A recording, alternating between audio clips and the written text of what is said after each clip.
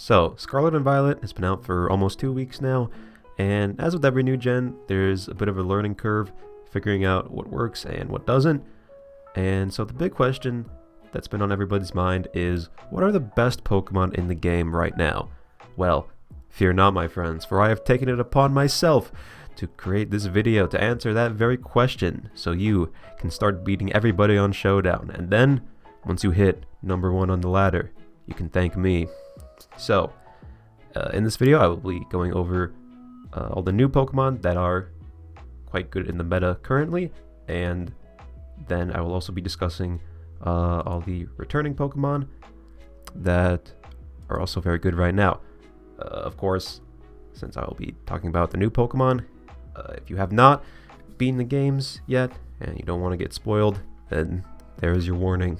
But yeah, be sure to leave a like on this video and subscribe to the channel, and with all that out of the way, let's just jump right into it because we got a lot of Pokemon to go over. So, first up, starting off with the new Pokemon, we've got my man Annihilape. So, Annihilape was kind of a Pokemon, he kind of went under mine and a lot of other people's radar when the games first came out, because, I mean, for starters, there were just like a lot of other broken Pokemon people had their eyes on, but also, like, at first glance, this dude doesn't seem like that crazy, honestly. However, as time has gone by, people have found out that this guy is actually very, very good. So good, in fact, that they were considering banning him recently, which he did not get banned, but that just goes to show you how good he really is. So, first off, this guy, Fighting Ghost, amazing, amazing typing. Especially offensively, there's almost nothing in the game that resists both of these types, so it's very easy to spam your stab with this Pokemon. The main moves you would run normally for your stab would be Drain Punch, first of all, and then his new signature move, Rage Fist. Now, if you don't know how Rage Fist works, as you can see here, it starts 50 base power, and then power increases by 50 every time the user is hit. So, it's a ghost move that starts off pretty weak, but then slowly builds up in power. Does that sound a little familiar to any of you? Well, it should, because Houndstone also got a move like that called Last Respects, and it was so good that this Pokemon got banned because of it. So, you can probably start to see why Annihilape is also very good. So, because of how this move works and the fact that you have to actually get hit for it to become more powerful, has led a lot of people to run more bulky sets. So, you see a lot of bulk up. You normally run like Defiant for your ability. It doesn't matter that much, but like if you can get the boost, it's nice. And then yeah, you got your dual stab, and a lot of people, some people like to run like Substitute or something like that.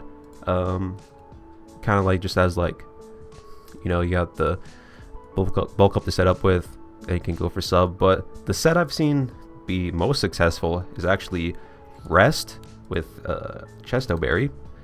So basically, the idea of how this works, I think you would actually probably want to go like specially defensive.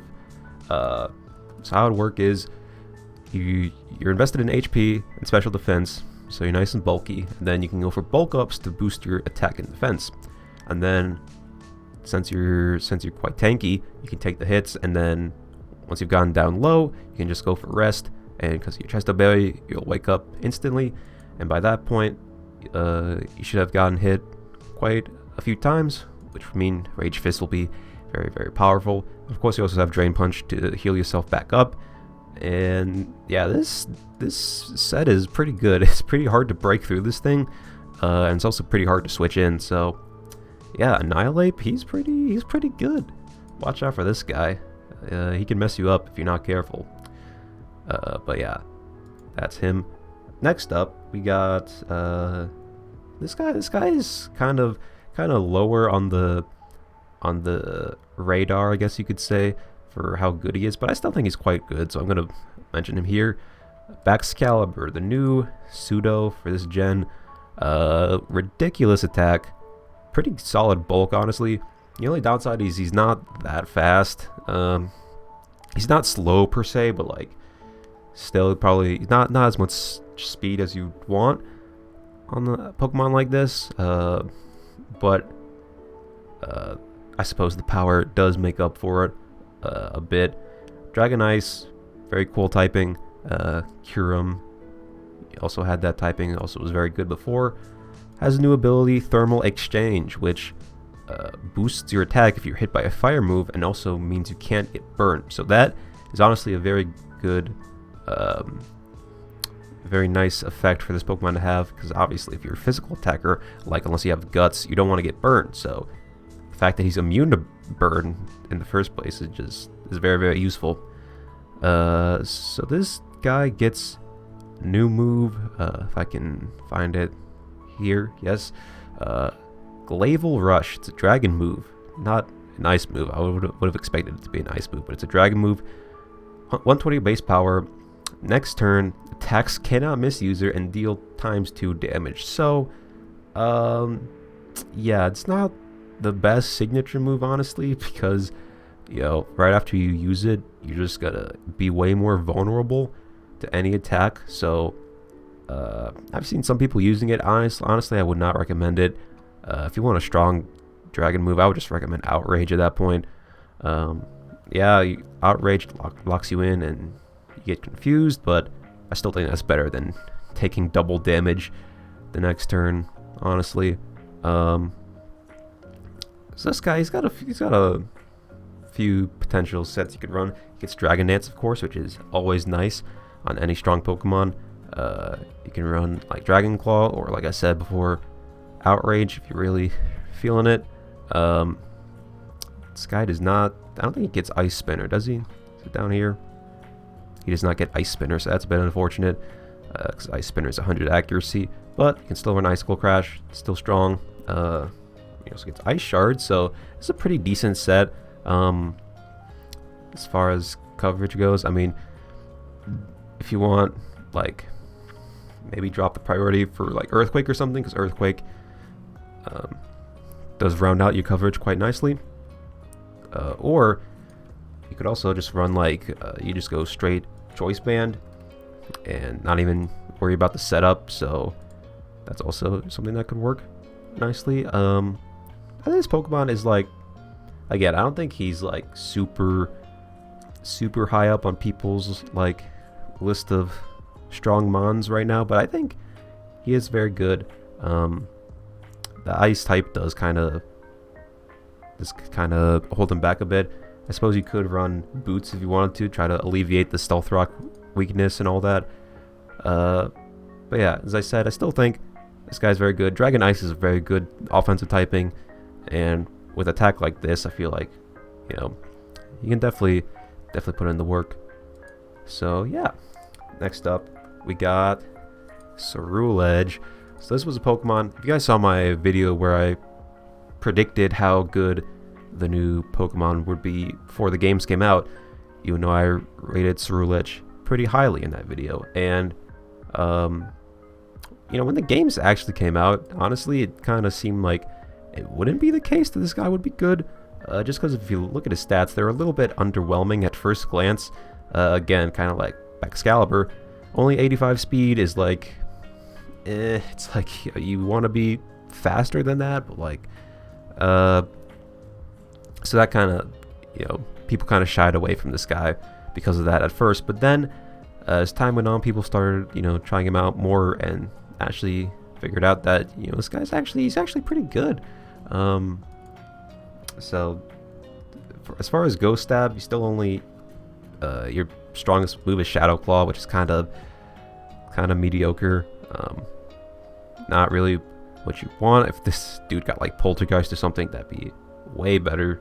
But he still does have good moves. He has Shadow Sneak, which, you know, the stab priority is always nice to have. He's got his new move, Bitter Blade, which is 90 base power, fire move, physical, heals for half the damage you dealt. Very nice move, quite strong, and it heals you. Really, nothing to complain about. Yeah, this dude also gets Swords Dance because of course he does. And so you see sets like this, more or less, are what people like to run. Usually you go weak armor instead of flash fire because I mean flash fire is nice, but also weak armor. It's like if you get hit, then you get the speed boost, which as I mentioned, this guy's not that fast, so that's very helpful. And of course, you can also boost up your attack with Sword Stance, so you can get the double boost. This guy is pretty threatening. So yeah, sets like this you'll see quite a bit. Honestly, you don't even have to run Shadow Claw because it is very weak. You can run other moves. You can run like Sub, I've seen people do, just like to go all in on the setup. Or you could run like Close Combat, which is a very strong move. It rounds out your coverage quite nicely, as I mentioned with Annihilape. Fighting Ghost is very strong. You could even change your Terra type to Fighting if you wanted to get the stab on it. And yeah, that's pretty much it, honestly. This Pokemon's pretty straightforward, pretty one-dimensional, I guess, which can be, I guess, a downside, but at the same time, he's pretty strong and hard to deal with.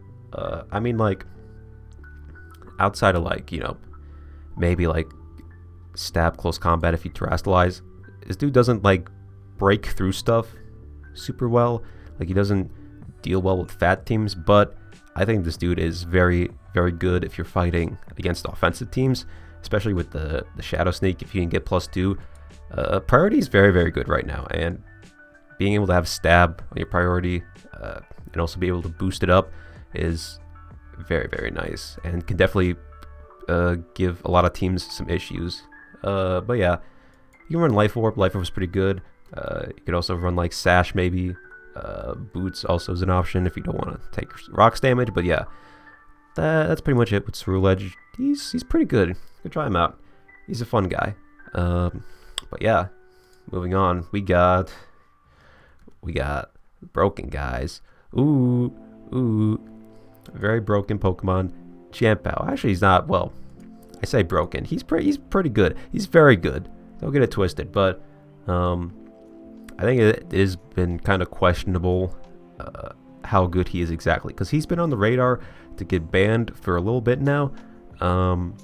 So far, he hasn't proven to be that good to be really deserving of being banned.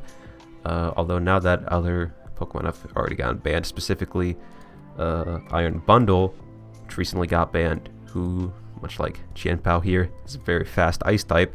Now that this guy's gone, then maybe more people will start looking at Chien-Pao, and maybe we'll see just what this Pokemon can do, because I feel like people have been using him, but it hasn't been like super, hasn't seen a ton of play until recently after the Iron Bundle ban. But anyways, I'm rambling a bit. I haven't even discussed what this Pokemon does. So basically, Dark Ice, very fast, very strong. This dude's basically just Weavile, but better. This is Weavile's dad. This is what Weavile wishes he could be. His ability, Sword of Ruin, basically what it does is it drops the opposing Pokemon's defense. So pretty much the Pokemon you're hitting is gonna be taking more damage than they would, because the defense is gonna be lowered, which is a pretty crazy ability. It's very good. I don't think I need to explain why. So the main sets you see people using, Boots is very common because of course the Rock's weakness is not ideal. You see it runs Swords Dance a lot, and then it'll usually have dual stab with Ice Spinner and Crunch, and then last move, usually priority, gets Ice Shard. But I feel like you see Sucker Punch more often because Sucker Punch is stronger. And yeah, this is a pretty good set, but the main downside of it is, and the reason that I mentioned it's kind of questionable how good this Pokemon really is the fact that its main stabs aren't super strong. Like 80 base power is like okay, but it's not that great.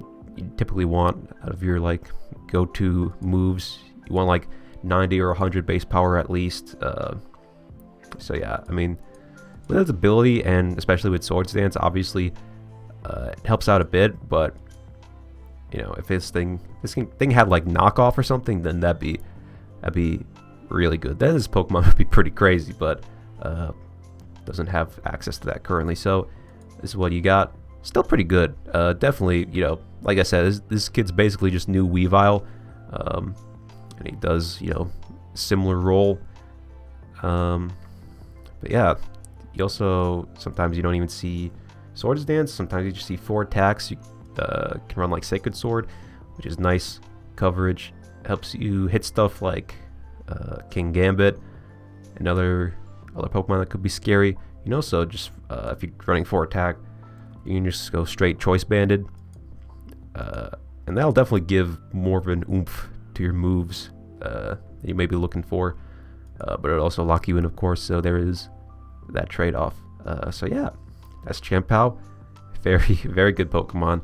Definitely watch out for him. Speaking of Pokemon that are very good and possibly broken, we got my boy Chi-Yu. This Pokemon is very, very stupid. So, first off, Darkfire has the same shtick as Chien-Pao with its ability, except instead of dropping their defense, it drops their special defense, because this guy is a special attacker, as you can see. And this dude is way too strong. This dude hits way too hard. Typically, you'll be most likely to just see people running like Dual Stab, and then a coverage move, maybe like Psychic usually is what you see. And then typically, most common way to run this Pokemon is Choiced, either Choice Specs or Choice Scarf. I feel like Choice Scarf is the more common one, at least currently, because you're just able to outspeed a lot of threats, like Dragapult, for instance, and you can just fire off your strong stabs, and I really can't do much about it. But definitely, I think the set I actually prefer more is Specs, because if you have Specs on this dude, then there are literally no switch-ins to this thing. Like, you just cannot take a hit. And God forbid you're fighting Specs and they have a Sun team. Oh, dude, forget it. Overheat is cooking everybody. And if they Terrastalize into a fire type, oh no, bro, it's done. It's done. Just click X out of the game at that point, dude. There's nothing you can do. This Pokemon is so obscenely strong with the Choice Specs on.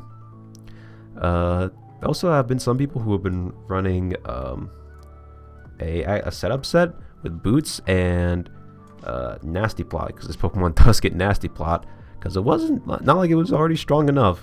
But honestly, I don't think this set is as good as the other ones. It's still pretty good, don't get me wrong, but like, I feel like it's not super necessary to set up with this guy most of the time. Although being able to run Boots and not having to worry about hazard damage is pretty nice, admittedly. And yeah, that's pretty much it.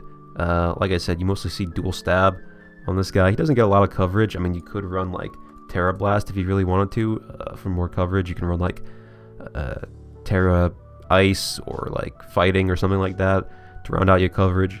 But for the most part, you just see this guy spamming his stabs. This guy's very hard to deal with. He's very, very strong. Definitely watch out for this guy. Or you could just use him yourself, because he's very fun, and yeah, I'm a big fan of him. People have been talking about maybe this guy could also potentially get looked at getting banned in the future. That wouldn't surprise me, but I don't know. I guess we'll have to wait and see. Admittedly, I kind of don't want him to get banned because I like using him, but I guess that's just my bias there. But anyways, yep, Chi-Yu, very strong, very fun. Next up, we got the new guy. You know him, you love him, Clodsire, the new stall kid on the block. So this guy is very, very bulky. 130 HP is a lot. Admittedly, 60 defense is a little lackluster, but the 100s def is very nice indeed. So this guy, you know, he's pretty similar to Quagsire in what he does. You know, he just kind of, he's got Recover, You'll see Toxic a lot. This dude gets like every hazard, I'm pretty sure. He gets like Stealth Rock, Spikes, gets Toxic Spikes also, so like you can just run whatever hazards you want with this guy. And then, typically you'd want like a move to hit people with, so like probably Earthquake or something like that. And that's pretty much the most common set you'll see people run with this guy. Cool thing about this guy is he gets two very good abilities with Water Absorb and Unaware. So Water Absorb obviously is very helpful because it gets rid of one of your weaknesses, and Poison Ground is actually very good defensive typing. So with Water Absorb, you can actually take on quite a bit. It's actually kind of hard to deal with this guy because there's so many Pokemon just can't touch him that well if you're running Water Absorb.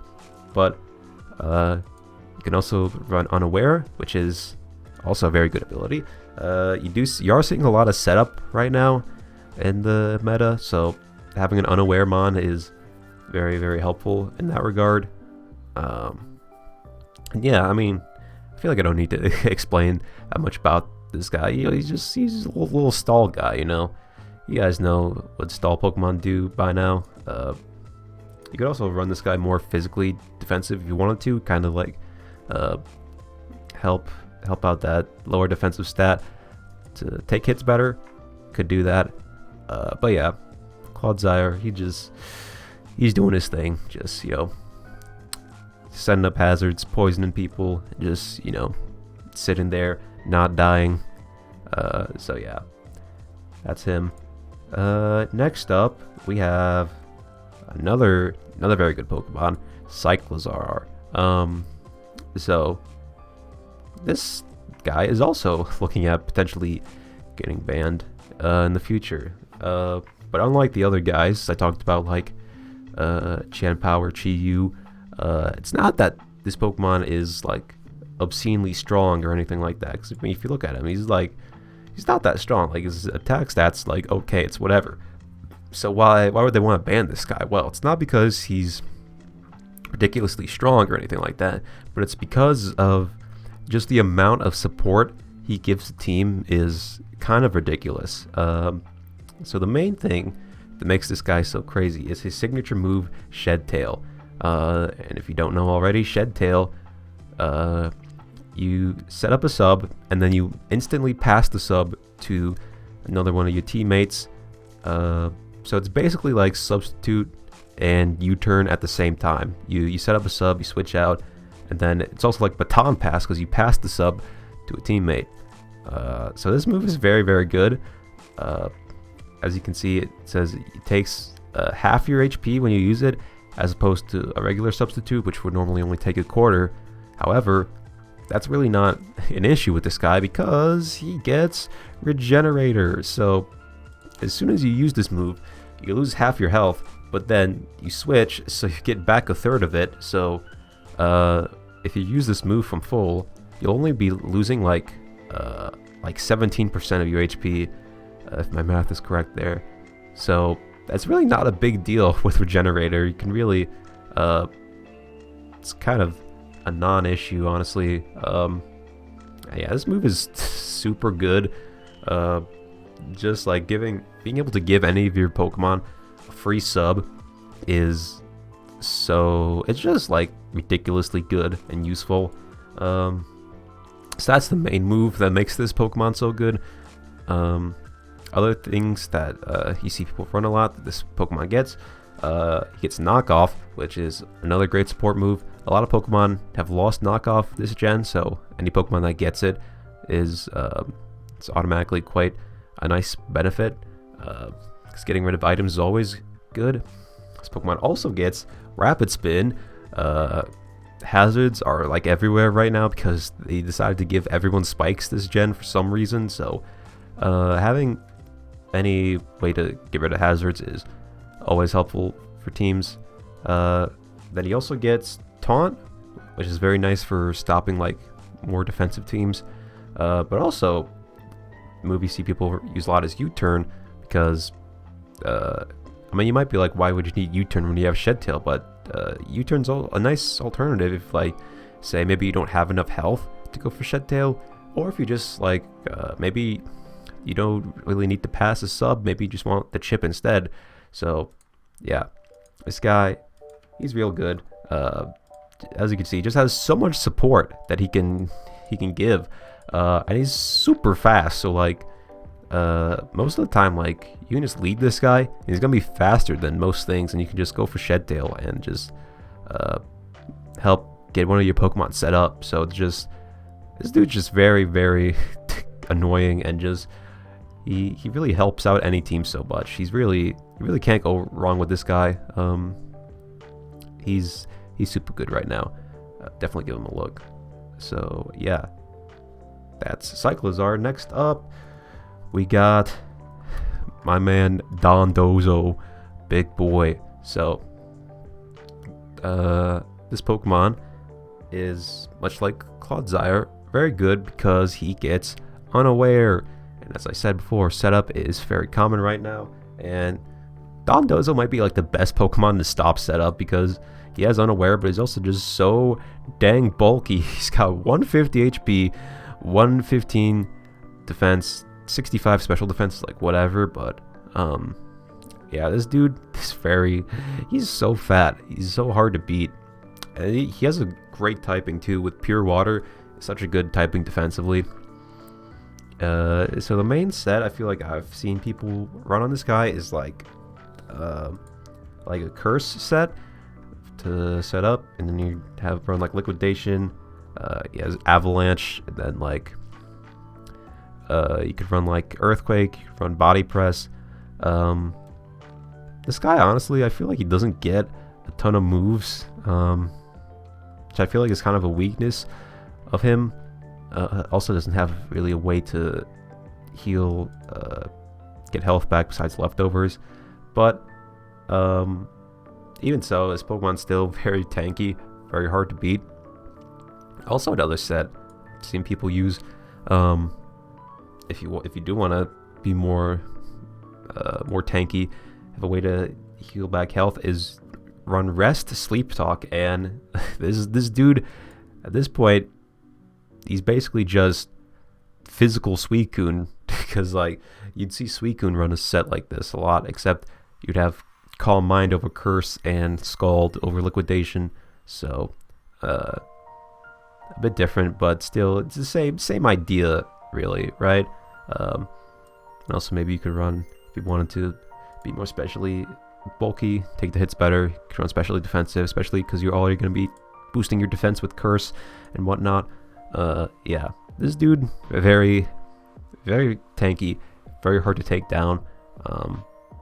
He's pretty good, honestly. Also, I've seen not just like these bulky sets, but even like more like fully offensive, like Bandit even, could run that. Really not a bad set either. Could run like, again, this dude doesn't get like a ton of moves, but I guess like you could run Zen Headbutt even for like to hit the poison types, or fighting types, and then again like Avalanche or something like that. And I mean, 100 base attack's not that bad. Definitely, you know, can put a dent in a team for sure. This dude just very, very solid right now, honestly, and pretty hard to deal with. So watch out for big Dondozo. Make sure he doesn't mess up your day. So next up, we have Espathra. So this is a Pokemon that I thought at first to be pretty mediocre, that people wouldn't be looking at it that much, but it's actually shown to be actually quite good because of a certain set people like to run. So this Pokemon has Speed Boost, first of all, which is a great ability to have on almost any Pokemon. As you can see, it's got good speed. It's like fast, but not that fast. So Speed Boost can help it just get that extra edge. But then on top of that, it can also boost up with Calm Mind, and again, it's not super strong. It's got 101 special attack, which is good but not great. So the boost is definitely helpful. But then the thing that really makes this Pokemon as good as it is Then people like to put on stored power, and you can probably see where this is going. Stored power gets stronger for every stat boost you have, so you got your speed boost going off, and then you can set up with Calm Minds, and yeah, stored power can get very strong very quickly. This Pokemon also gets a signature psychic move, Lumina Crash, which is actually pretty good. 80 base power is whatever, but like as you can see, it has a 100% chance to drop their special defense by 2 stages, which is actually, that's very good. Makes it kind of hard to switch into this thing, but even as good as this move is, it's really not a reason to run it over stored power, because stored power is just going to get so much stronger with all the boosts you're getting. So honestly, that's the main thing you'd be running on this guy for your psychic move. Then as a coverage move, you see Dazzling Gleam a lot to hit the dark types. You could also run like Shadow Ball, but Shadow Ball can't hit the dark types, but does give you a way to hit other psychic types. And also the main downside with this coverage is you can't really hit steel types, so that is a weakness of this Pokemon. And then for the last move, you can see a few things. Sub is pretty common, just again to help with the setup, or if you don't feel like you need Sub, you can just run Roost for the longevity.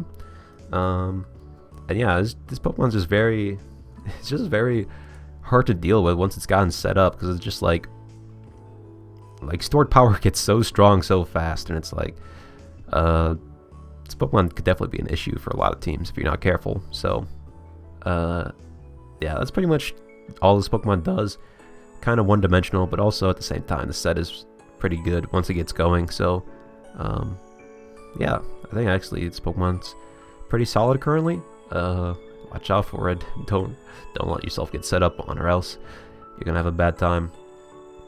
But anyways, moving on, we have my boy Garganacl. This dude's real good right now. So he's a pure rock type. Pure rock is normally not a great type, especially defensively. And as you can see, this guy is mainly defensive with the 100 HP, 130 defense, 90 special defense. And like the main downside with rock defensively is the fact that you typically don't resist much with this type, because like you can resist fire, like what else? Flying. I guess flying's helpful, but like there's not a lot that you could switch into. However, Garganacl has a bit of help in this regard because of his ability, Purifying Salt.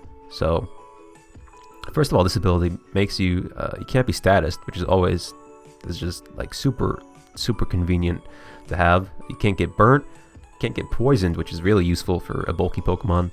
Can't be put to sleep, so it's just like it's just really good to have. I feel like you guys can see why. I don't really need to explain it.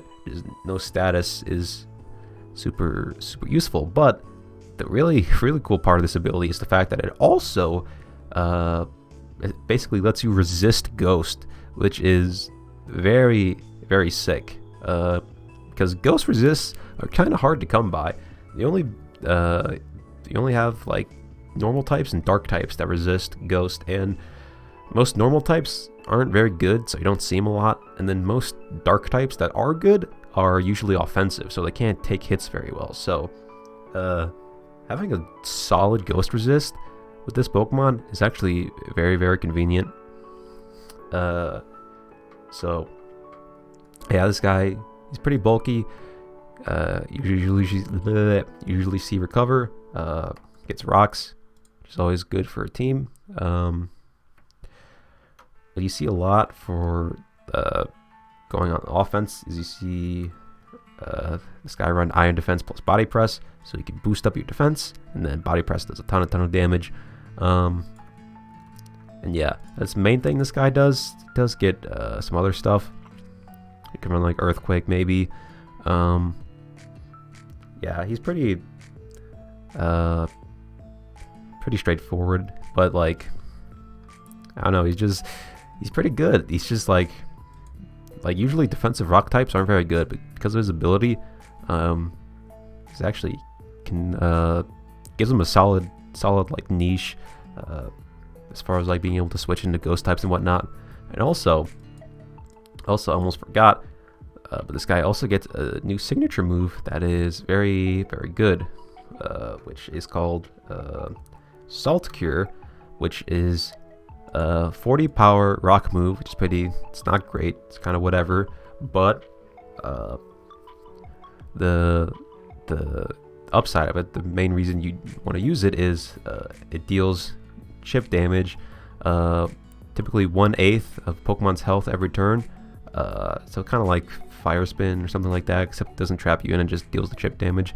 But it also, to give an extra boost, does 1/4 chip instead if you use it against a water type or a steel type, and that is really good, honestly, because first of all, 1/4 of your max HP is kind of a lot, but also the fact that it does more to steel types and water types, which are like two of the best defensive types out there.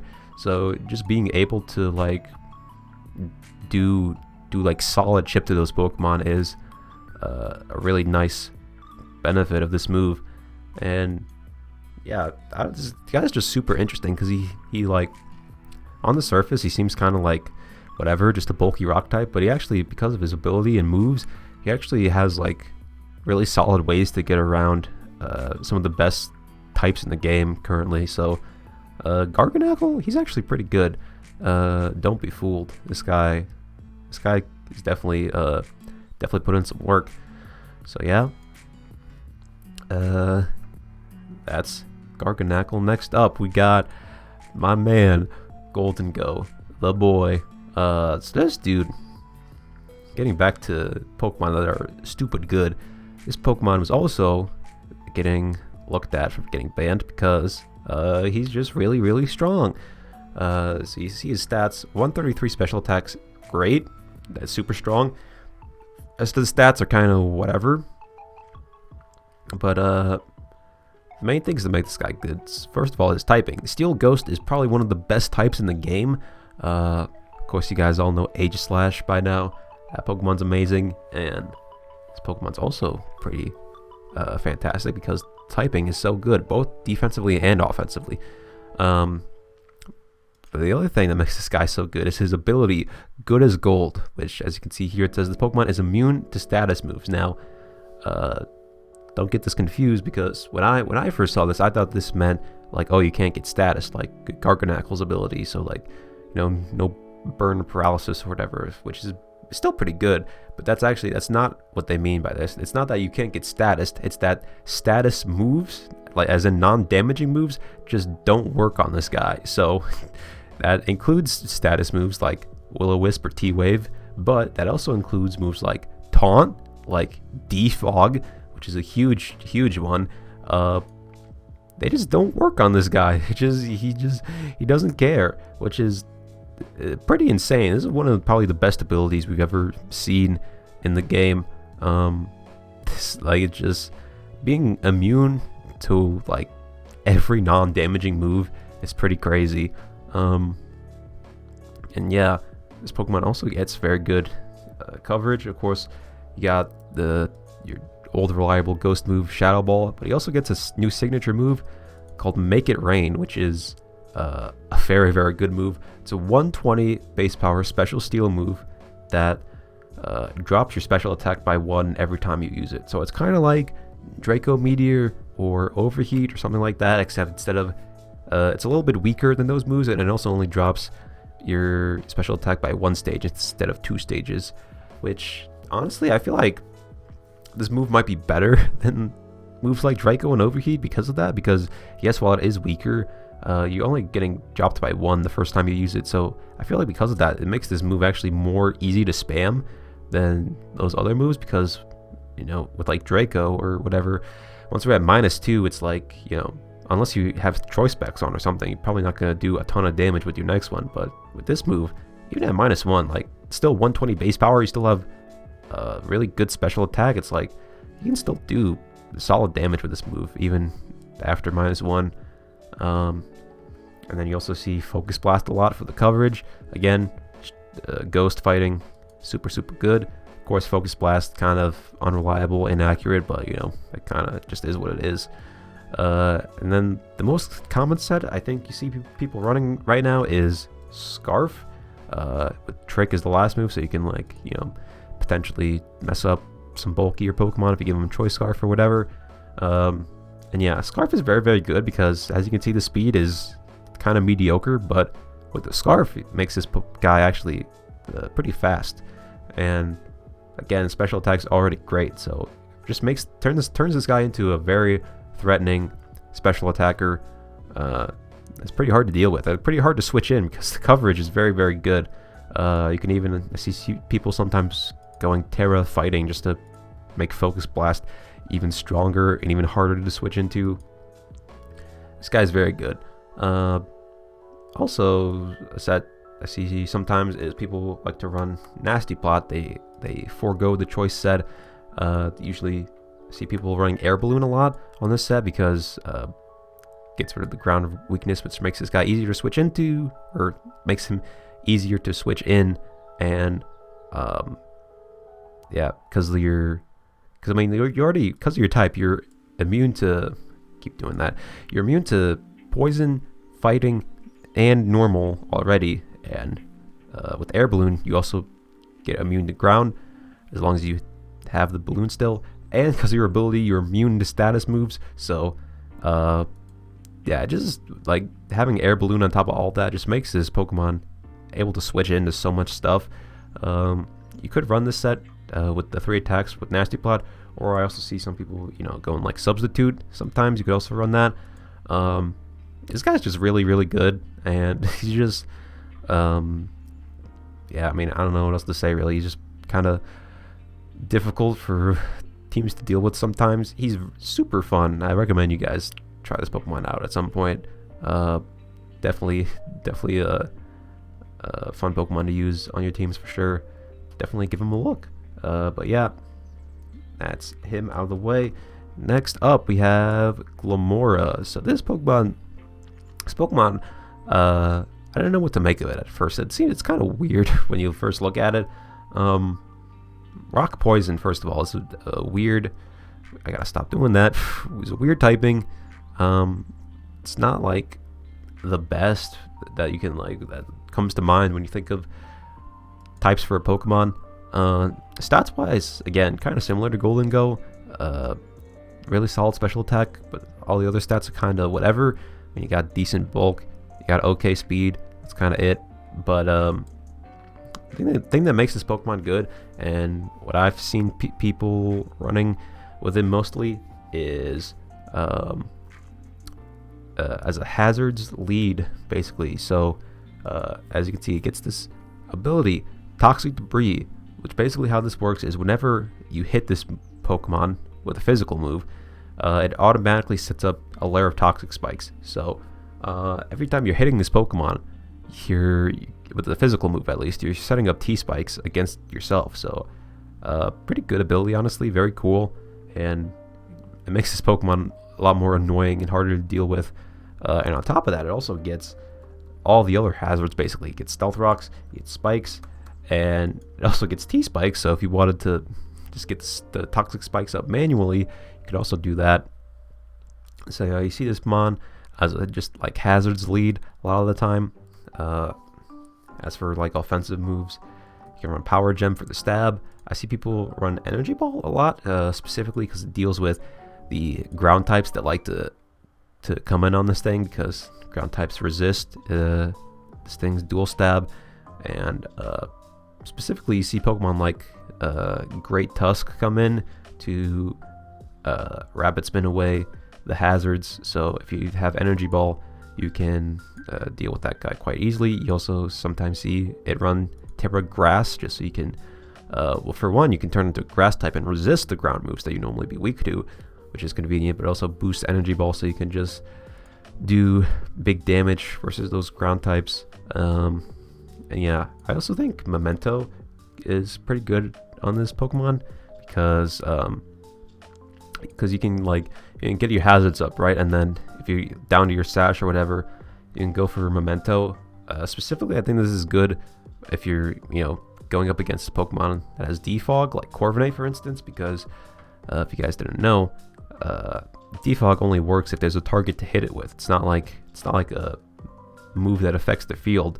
You need a Pokemon to target with it. So you can go for a Memento, and then you'll knock yourself out. And then if they try to go to Defog to get rid of the hazards, it will fail because there's no target anymore because you knocked yourself out. So I think that's a pretty nice move to run on this set. And yeah, that's kind of what this thing does mostly. I guess there's some unexplored potential as an offensive Pokemon, kind of like how people would use Nihilego and the other gens. That was also a rock poison type, but I think the hazards set is just the more consistent set, and definitely I think it's best set right now. Because again, as I've been saying, hazards are very, very common, and this guy's probably the best Pokemon at getting up hazards, honestly. Also, almost forgot, this Pokemon gets its own signature move that is quite good, called, if I can find it, where is it? Mortal Spin. Yes, so this is basically Poison Rapid Spin that poisons the target when you go for it. So yeah, this is a pretty good move, because again, if they try to go for hazards on you, then you can get rid of them with Mortal Spin, and also it just poisons the other person. So between Toxic Debris, getting up Toxic Spikes, and this move, you'll be poisoning a lot of stuff, which is always annoying for the other team. So yeah, Glimmora, pretty good Pokemon. Again, I would only really use it as a hazards lead type of guy, but it's pretty good at doing that. So yeah, I'd recommend. Definitely not a bad choice. Next up is my boy. Talked about him just a little bit ago. Great Tusk, the GOAT. So this Pokemon is really, really good right now. Is actually very strong. Ground Fighting is a great type. I did that again. Great typing. Offensively, gets just stab on some super strong moves like Close Combat and Earthquake. Or you could run the new ground move this thing gets, Headlong Rush, which is basically just ground type Close Combat. That's also stupid strong on this guy. Because as you can see, if you go to the stats are kind of insane. 131 attack, very, very strong. It's got 115 HP, which is very bulky. 131 defense, which again, very bulky. Special attacks, whatever. Special defense is pretty low, which is a downside. And then speed, honestly, for a Pokemon like this, you'd expect it to have less speed than this. It's actually not that bad speed for this Pokemon. Then of course, this dude gets Rapid Spin, which is great for getting rid of the hazards, obviously, but also boosting your speed, even if you wanted to, which also helps out this guy offensively. And yeah, for last move, well, at least for offensive sets like this, the last move you see Knock a lot, because knockoff's very good. But you also sometimes see it running a coverage move, because again, Ground Fighting, while it's really good offensively, does struggle a bit with flying types specifically. So you might see this guy run a move to hit the flying types, so something like Stone Edge maybe, or even Ice Spinner, which this guy gets for some reason, which is pretty good. The ground ice coverage is very, very solid. Not a lot that can deal with that, with your fighting stab on top of that. Very, very good, very strong. This Pokemon's definitely great offensively. Also gets the new ability Photosynthesis, which boosts Pokemon's highest stat if either the sun is up or if they're holding the booster energy. So with Donphan, with this set, highest stat is attack, obviously. So if you have the sun up, then your attack will be boosted, or you can just run the booster energy and it'll be boosted automatically, which is very nice to have, because it just makes this Pokemon hit even harder and more difficult to deal with. But that's not the only way you see people use this Pokemon. You also see quite a bit, sometimes people like to run a more defensive set, so this Pokemon also gets access to Stealth Rock, so can set those up. Rapid Spin, of course, is always good to have. You see knockoff more on defensive sets for the utility, and then also a great move to run if you're running defensive is Body Press, because as you can see, again, this Pokemon's defenses are super high, and of course Body Press will do more damage the more defense you have, and it's also stab on this Pokemon, so Body Press from this thing is really strong. And yeah, you can run like Leftovers if you wanted to for the defensive set. I've even seen some people run like Focus Sash on this guy, which sounds kind of weird at first, but it's more useful if, like, you know, if you're up against a special attacker, right? Like, this dude's physical defense is very good, but special defense is lacking. So Focus Sash can help you ensure you live a hit from a special attacker, and then you can, you know, do whatever you want to do, like get your rocks up, or get rid of hazards, or knock off, or just hit them, or whatever. This Pokemon is just so super good. Really fits on a lot of teams. He's just like a bulky ground type that can get up hazards, can get rid of hazards, can get rid of Pokemon's items, can hit super hard. Is this sounding familiar to any of you at home? Does this remind you of a certain Pokemon you've seen before? I don't know, maybe. But yeah, great Tusk, very good Pokemon right now. Definitely give him a try if you haven't yet.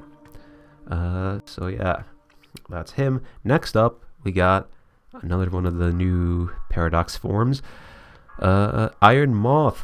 This guy, future Volcarona, is actually pretty good. So first of all, Fire Poison instead of the normal Fire Bug. I feel like Fire Poison's a little bit better. Poison's still not the best offensive typing, and it's not super great defensively with this Pokemon because it makes you 4 times weak to Earthquake, but even so, I still think the Poison is definitely nice to have for like Fairy types and stuff. And yeah, as you can see, this thing has stupid good special attack, very good special defense and speed. But the main downside to this thing over like normal Volcarona is it does not get Quiver Dance like it does. However, you can still set up with this guy pretty reliably because he does have agility, and he still gets Fiery Dance. So you can have the agility to boost your speed, and then Fiery Dance, you can potentially get some special attack raises, and of course it's stab, so that works out very nicely. And then you have Sludge Wave for your poison stab. And then last move people like to run on the set normally is Energy Ball. Just gives some pretty good coverage for stuff like, you know, rock types, water types, ground types, all that stuff. All Pokemon that can give this thing an issue, so Energy Ball is pretty good coverage for that. You see people run Air Balloon a lot on this thing for obvious reasons, because the ground weakness is a little rough, so that helps out with that a bit, makes it a bit easier for this Pokemon to set up. And yeah, that is really the main way people have been using this. Again, a lot like regular Volcarona, it's mainly just like, you know, strong setup Pokemon. You can see some other variants though. Some people, instead of Energy Ball, they like to run Terra Blast, and then they change their type. Usually, I think the most common you'd see is like Terra Ice, which is pretty good coverage. If you wanted to do that, that also works. You can also, if you don't mind the ground weakness, you could skip out on Air Balloon and just go for like Booster Energy instead, and get the free special attack boost, which is really good, especially when you pair that with Agility and Fiery Dance again. Can definitely get scary pretty quick. So yeah, this guy is basically, you know, similar concept to Volcarona, which shouldn't be that surprising, but it kind of does it in a bit of a different way. So yeah, very cool Mon, very fun to use. Next up, we have another Paradox Pokemon. Ready to see a lot of these. Iron Treads, so future Don fans, the past one. So while I would say I think Great Tusk is probably superior to this thing overall, I still think this Pokemon is very, very good in its own right, and I feel like it was worth mentioning. So Ground Steel instead of Ground Fighting. So this guy reminds me, he's basically like, in my head, just like a new Excadrill, basically, because he does a lot of similar things. Of course, he has Rapid Spin. Of course, he can set up hazards. You got the Earthquake Stab, obviously. And then for last move, you know, you can run like Knockoff.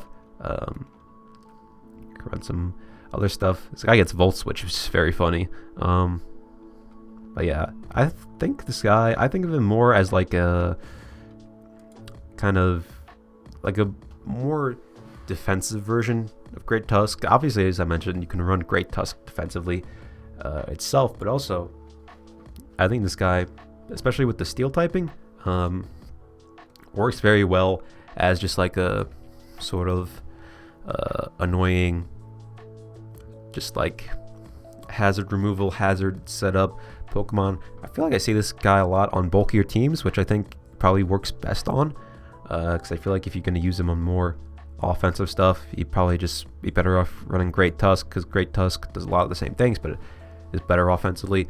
But the Ground Steel typing is definitely good defensively. And yeah, I think this guy definitely has his own niche, separate from Great Tusk.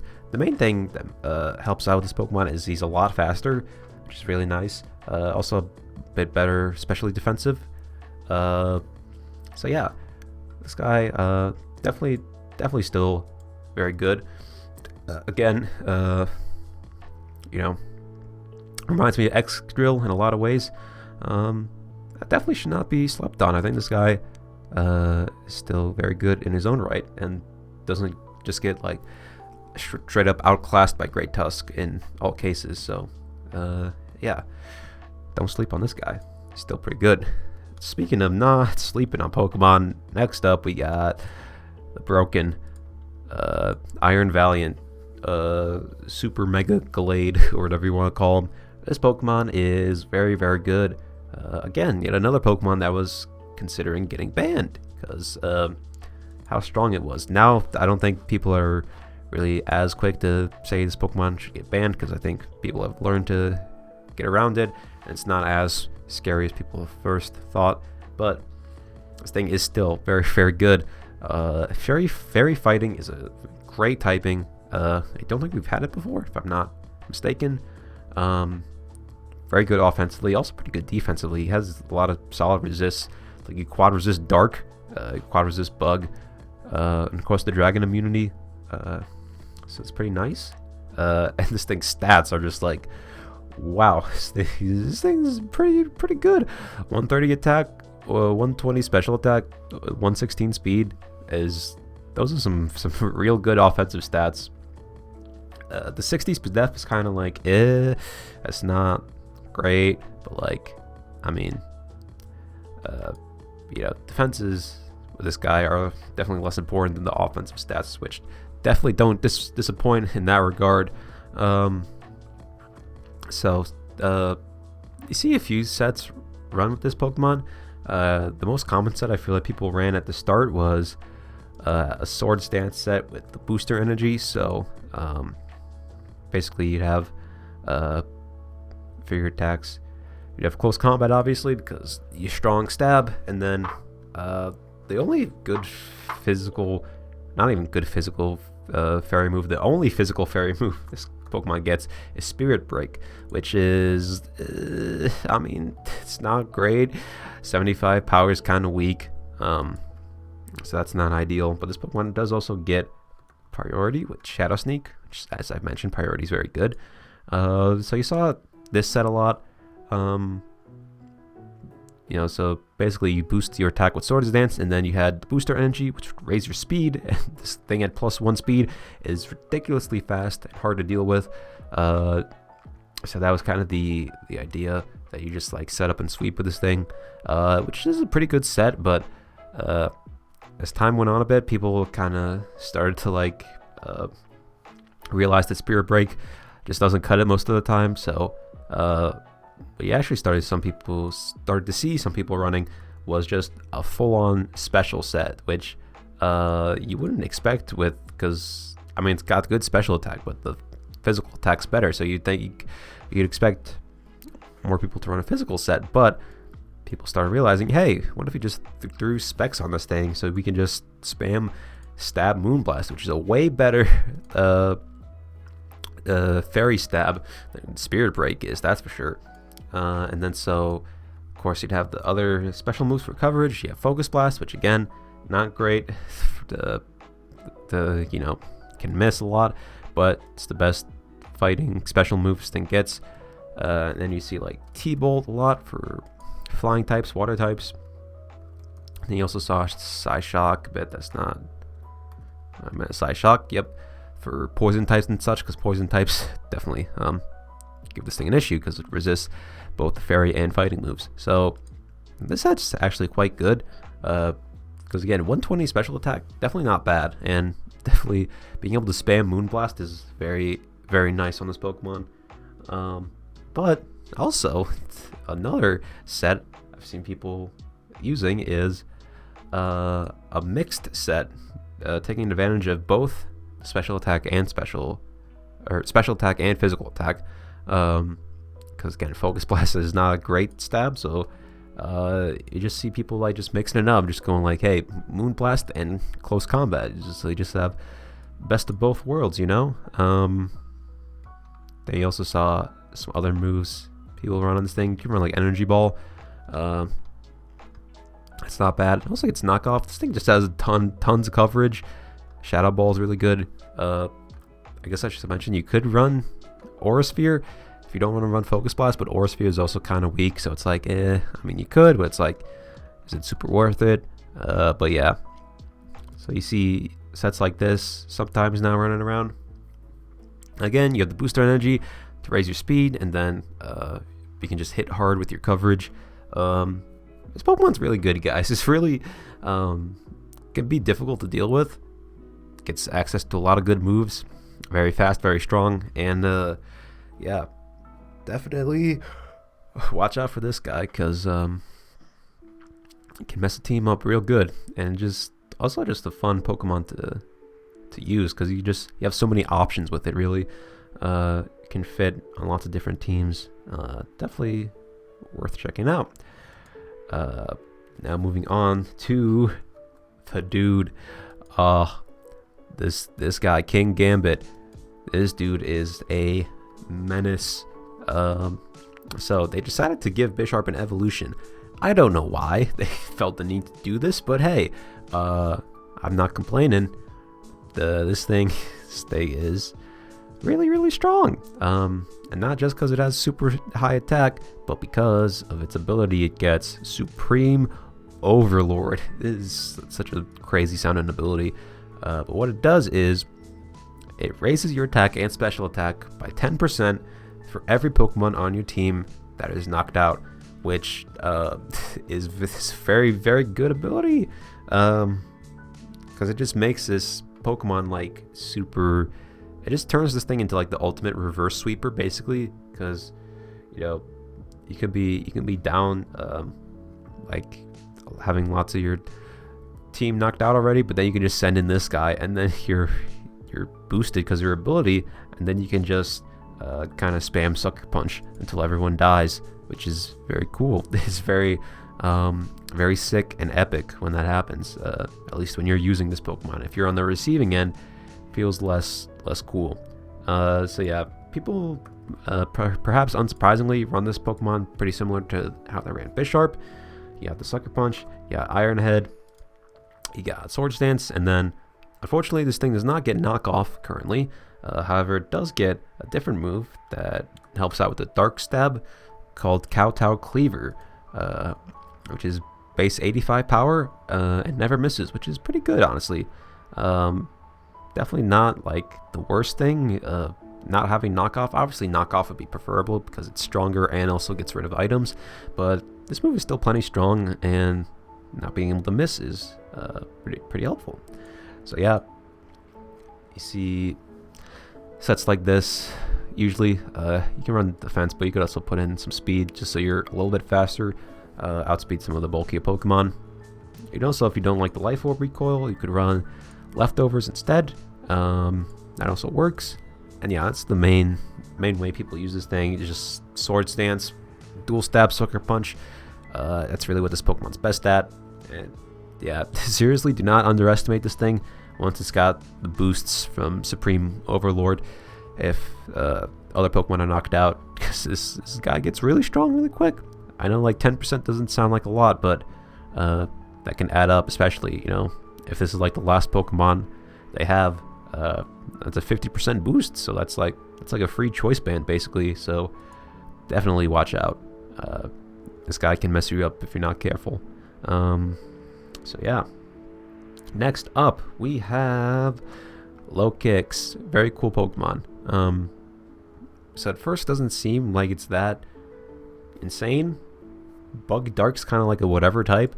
And stats, honestly, at first glance, are pretty underwhelming. However, the saving grace of this Pokemon, the thing that makes him so good, is his ability, Tinted Lens, which if you don't know already, it boosts the power of your moves that are not very effective. So basically, if the Pokemon would resist your moves, with this ability, it actually makes them stronger. So very, very good ability, and also a good ability to have with this typing, because a lot of stuff resists both of these. You know, think like Steel types, Fairy types, other Dark types that resist Dark, stuff like that.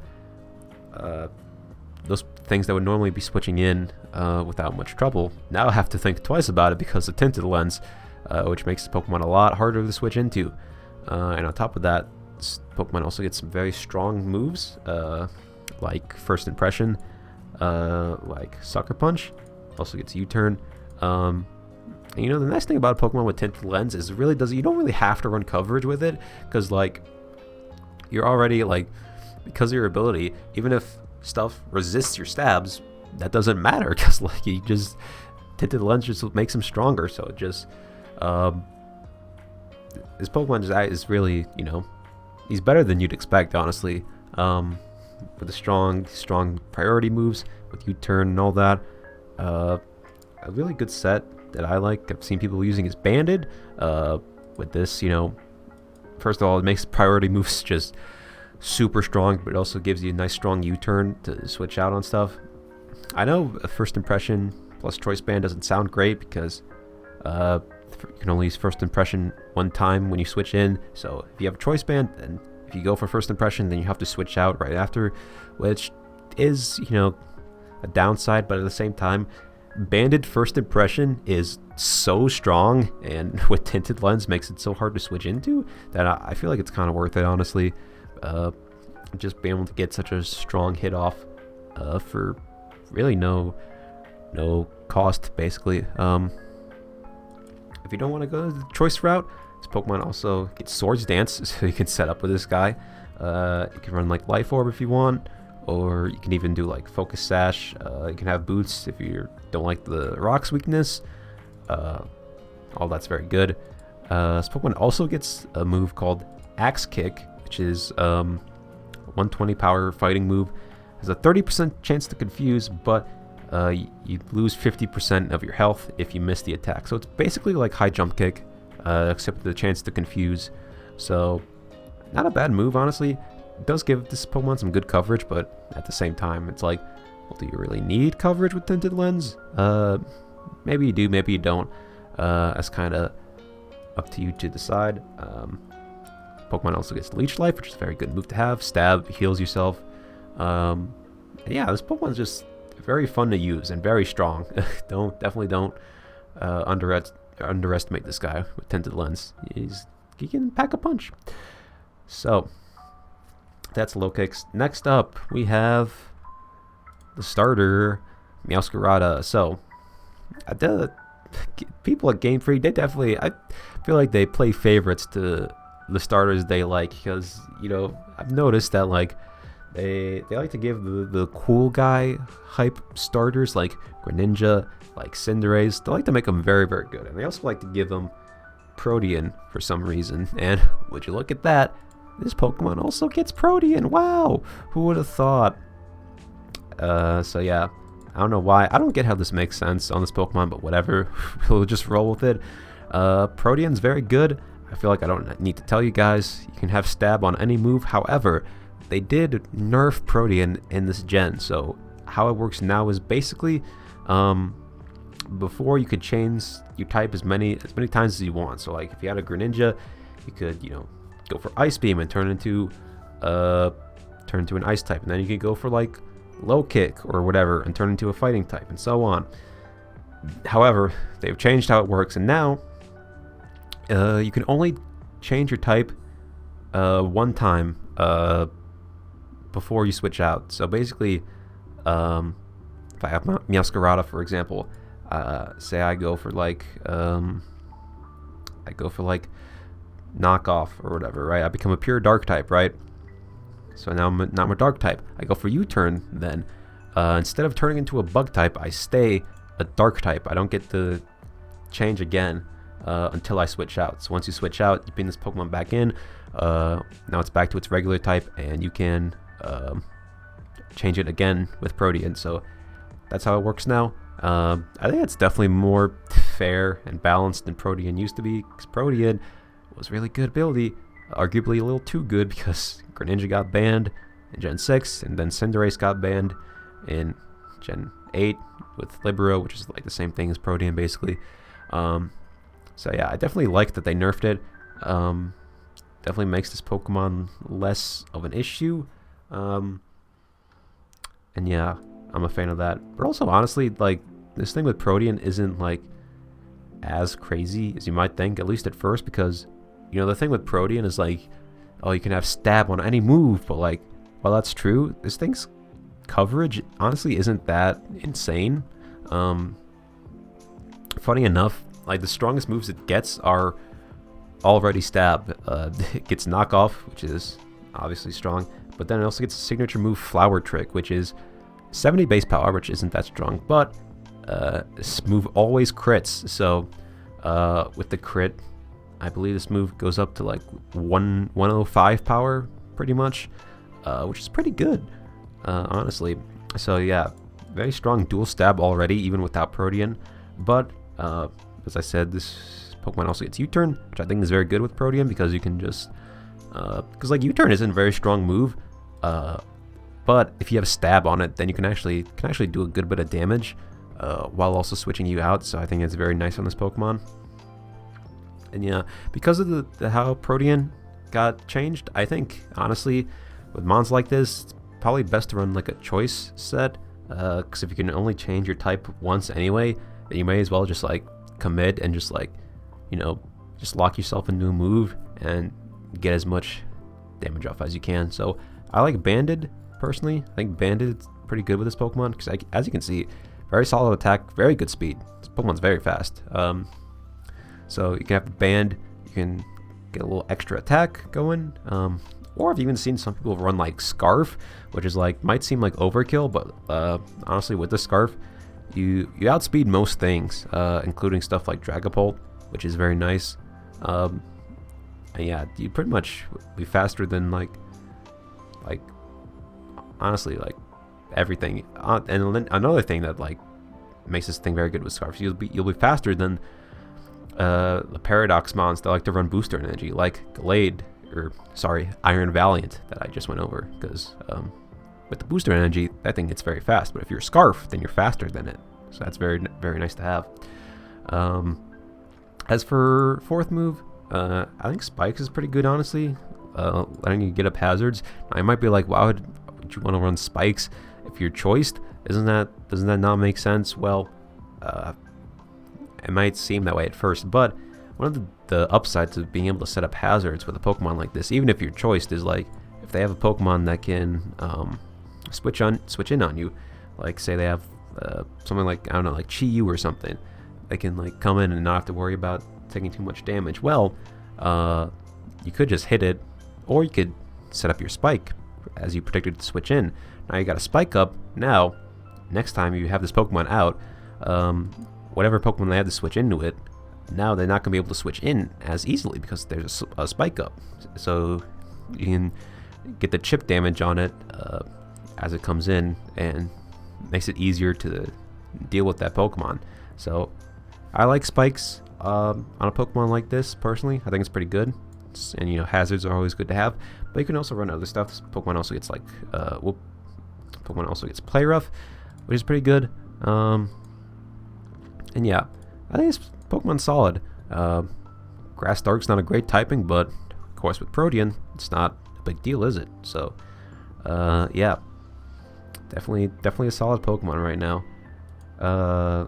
Next up, we got this guy he's a little cheeky, Pawmot. So this guy, he's our first electric fighting type, which is very cool. Stats are pretty good, like 115 attack, 105 speed, isn't that bad. But if I'm being honest here, also all of his abilities are pretty good. You got the Volt Absorb for the immunity, you got Natural Cure, so you don't have to worry about status, and Iron Fist to boost up punching moves. All very good, but if I'm being honest here, none of that's the reason I think this guy is very good. It's not the reason I put him up on this list. The reason I put him up here is because, much like Cyclizar, this guy hits a really good move called, wait for it, if I can remember what it is, Revival Blessing, that's the one. So this move is insane for competitive battles. So as you can see, it's a 1 PP move. I believe the only 1 PP move in the game, besides like Sketch, but that's like whatever. And it revives a fainted Pokemon for 50% of its HP. So it's literally just a revive, but it's a move, meaning you can just use it in the middle of a battle when you would not otherwise be able to use items, like because it's not like in game. So this move is kind of stupid, I feel like, because like you just get to bring a Pokemon back for free, and it's like, what? Like, I feel like when I saw this move, I thought at first it worked kind of like Lunar Dance or something, like on Cresselia, like where like you could heal a Pokemon, but you had to you like knocked yourself out in the process, like you gave up a Pokemon to bring it back. But no, you don't knock yourself out when you go for this move. You just get to bring a Pokemon back for free, which is like, what? That's kind of absurd, I feel like. And like, yeah, it only has 1 PP, so you can only use it once, but it's like, I mean, even still, if you could bring back just 1 Pokemon, like, that's still so good. Like, you be down him on, and then you just bring it back, and now he's back in the game. Like, what? I don't know about this move. And the thing is, right, you can say it's got 1 PP, but if you really wanted to, you can give this guy a Leppa Berry, and once you use up Revival Blessing, the Leppa Berry will activate, it'll restore the PP, so you can have 2 Revival Blessings, so you can revive 2 of your Pokemon. Because why not? I don't know about this dude, guys, or I don't know about this move, rather. I don't think Showdown has like updated how this move works yet. I don't think so, because I feel like I haven't seen people using it, and I feel like if it did work properly already, people would be using it. So I don't think the move's working yet on Showdown. I might be wrong about that. Maybe it is, but if it's not working yet, which again I don't think it does because I haven't seen people using it, but if it does, whenever it does work, I think this guy's gonna be an issue, because just reviving your Pokemon for free is kind of stupid. So I don't know if they're gonna like test this in the future, see if they should ban it or not, because it does sound kind of ridiculous. But I mean, I guess we'll see. That's kind of all I have to say on this guy. I mean, he's not a bad Pokemon, right? He's got good coverage moves. And he's pretty strong, but like, I don't think he's that remarkable outside of this move. So, I guess we'll see what happens with him. And Revival Blessing. But yeah, that's this guy. That's really all I have to say on him. Next up, we have the other starter, Quaquaval. We haven't actually been seeing a lot of this Pokemon getting used lately. The reason I'm putting him on here, despite that, is because I think that if you guys didn't know, recently we had Pokemon get banned. Palafin,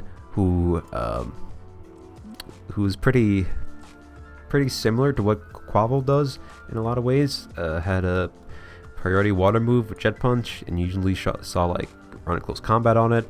Has like super duper good stats, so I feel like people didn't really run this guy because there was no reason to, because like, you know, you'd have like the same coverage, right? Water fighting, but like this guy was just stronger and he like had priority, and it's just like, well, why not just use this guy? But this guy is banned now, so I think with him getting banned, I think we're going to see Quaquaval used a lot more, because I actually think this Pokemon is very, very good. Like, water fighting is really good typing. I think so. And this dude gets Moxie for his ability, which is really good. But also, wait for it, he gets a move called Aqua Step, which is stab, 80 base power, and it always raises your speed. So it's like Flame Charge, except water, and way stronger on this guy. So you can just like, you can give this guy a choice band, or you can just run Swords Dance, and you can just kind of spam Aqua Step, keep getting kills, get the Moxie boost, keep boosting your speed. So yeah, I think this guy's pretty strong, if you ask me. You know, you can also, you know, have the fighting stab, obviously. You can run Aqua Jet for priority if you really need it. You can even run, if you're going the Bandit set, you can have like Wave Crash, which is basically like water type Flare Blitz, which is super strong if you got the choice band. Or, you know, you can run like some other coverage moves, maybe.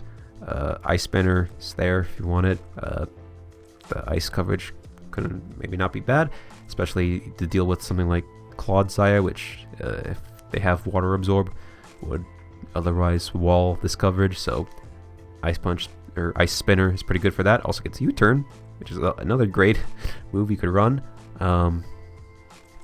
Yeah, this guy just like, he feels like the new Urshifu to me. Urshifu Rapid Strike, because that was also water fighting type. But this guy's got like, he's got his own sauce. Like, you can boost your speed. You got Moxie. Like, I think this guy's pretty darn good.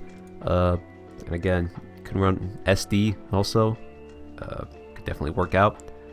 You have the Aqua Jet. You can have Ice Spinner. You can do whatever. Yeah, I think this Pokemon's good, guys. Don't sleep on him. Now that Palafin's banned, I think this is gonna be his time to shine. Very, very good Pokemon, if you ask me. Definitely don't sleep. So that's him out of the right way. Next up, we have this beast, this menace, Roaring Moon. Yet another Pokemon that they were thinking about banning, because he's that good.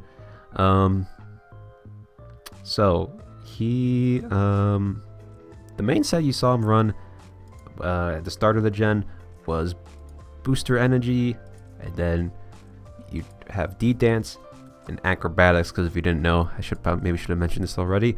Booster Energy is a one-time use, so you use it up, and then you'd have Acrobatics getting boosted, and then you turn into a flying type, so you could have the Stab Acrobatics, and that was pretty darn strong.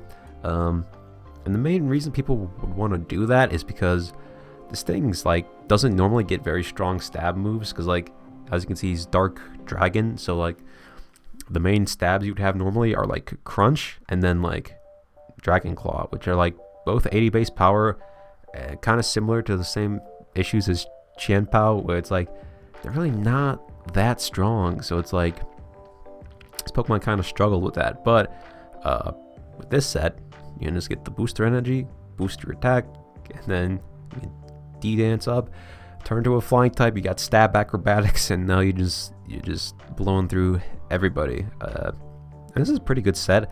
It was actually better when the games first came out because on Showdown, they didn't like know, it wasn't programmed properly how like booster energy and photosynthesis worked. Because we used to think like it was whatever stat was your highest, you would get like a 50% boost, but it turns out that's not how that works. Only speed gets a 50% boost. As you can see here, every other stat only gets a 30% boost. So definitely made this set a little bit weaker. Still very good, getting the attack boost, but it's not as strong as we thought it was when the games first came out. So there's that set. But another set I've seen people using a lot that's gotten quite popular is Choice Band. And Choice Band is pretty good on this Pokemon because you can have U-turn with it, and it also helps out the issue of your main stabs not being that strong, and just makes this Pokemon like a little easier to use, a little less setup dependent, which is really nice. And again, like Great Tusk, you can throw this guy on a Sun team, and that can boost his attack that way. So that is also really convenient. I've seen that quite a bit. And yeah, this Pokemon is just, he's like pretty strong with a Choice Band, honestly. He kind of reminds me of Dragapult with this set, except not quite as fast, but stronger. Because you got the Dragon Stab. Ghost and Dark are pretty similar in terms of coverage, and of course you got U-turn. So I think this set is pretty good, honestly. As far as your coverage, you can also run like Iron Head for fairies if that's something you're worried about. And yeah, Roaring Moon definitely Pokemon to watch out for. Another Pokemon that we're consider banning. I don't know if I said that already, but yeah, I don't think he's ban worthy just yet, because like this dude's very strong, pretty fast, but like, I mean, his physical defense isn't that great. I mean, his special defense isn't that bad with the HP as well, but definitely this dude's takes a lot of damage from priority moves. So and as I've said, priority moves are very good right now, but I don't think that's I don't think he's ban worthy, at least not yet. I think he's very strong, but still manageable, in my opinion. So yeah, that's Roaring Moon. Next up, we got this guy. So I was kind of debating mentioning him because I feel like he's kind of limited in some ways, not always good. However, I have seen people do quite a lot with him to put him to great success, so I decided to mention him. Scovillain is the new Sun Sweeper everyone's talking about, because he gets Chlorophyll and he's Grass and Fire, which I think is actually very good for this Pokemon. Kind of a big deal, because normally the main issue Sun teams had, as opposed to like Rain, is with the Rain teams you had Pokemon with Swift Swim, obviously, so they'd be getting their speed boosted, but typically the Pokemon with Swift Swim, if I can speak, were water types already, so not only would they be getting faster in the rain, they would also be getting stronger in the rain, because their stabs would get boosted, obviously, the water moves.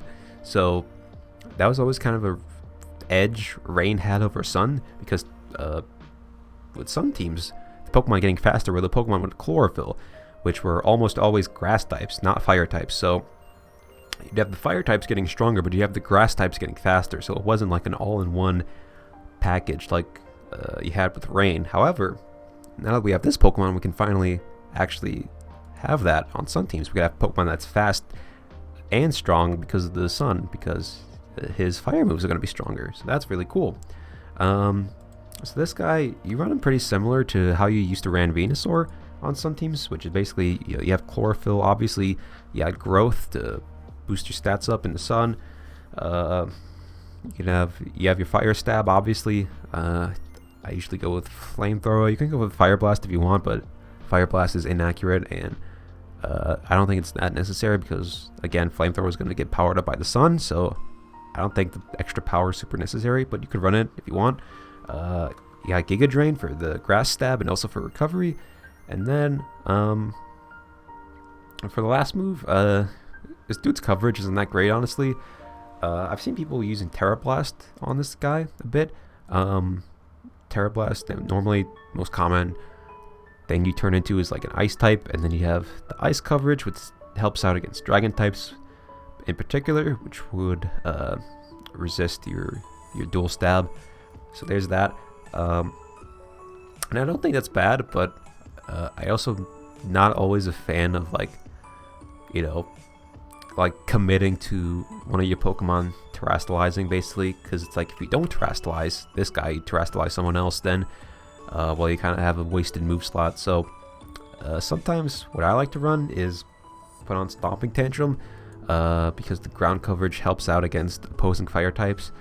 And you might be like, well, Stomping Tantrum's pretty weak and not stab, which, yeah, is true, but Growth, in addition to boosting your special attack, will also boost your physical attack. So after a Growth up, Stomping Tantrum, I feel like, does pretty good damage to Pokemon that are weak to it, like fire types. So I think that's pretty good, honestly. I think it's pretty good coverage. And then that also frees you up. You can change your Terra type to something like Fire, so you can get like the super stab boost on your fire moves in the sun, and just generally, mess people up. I think this guy's pretty good. I feel like Sun's always been like kind of a sleeper pick. Like, I feel like like in theory it's a pretty good team style, but at the same time it's always had some drawbacks.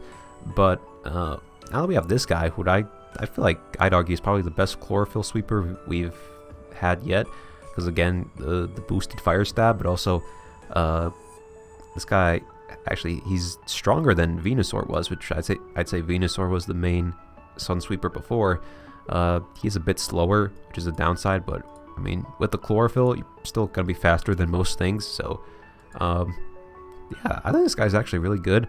I would say definitely like mandatory if you're running a sun team, which sun teams are pretty good right now, as I mentioned, because you also get the Pokemon with photosynthesis getting the boost in the sun. So yeah, Scovillain, definitely a fun guy to use.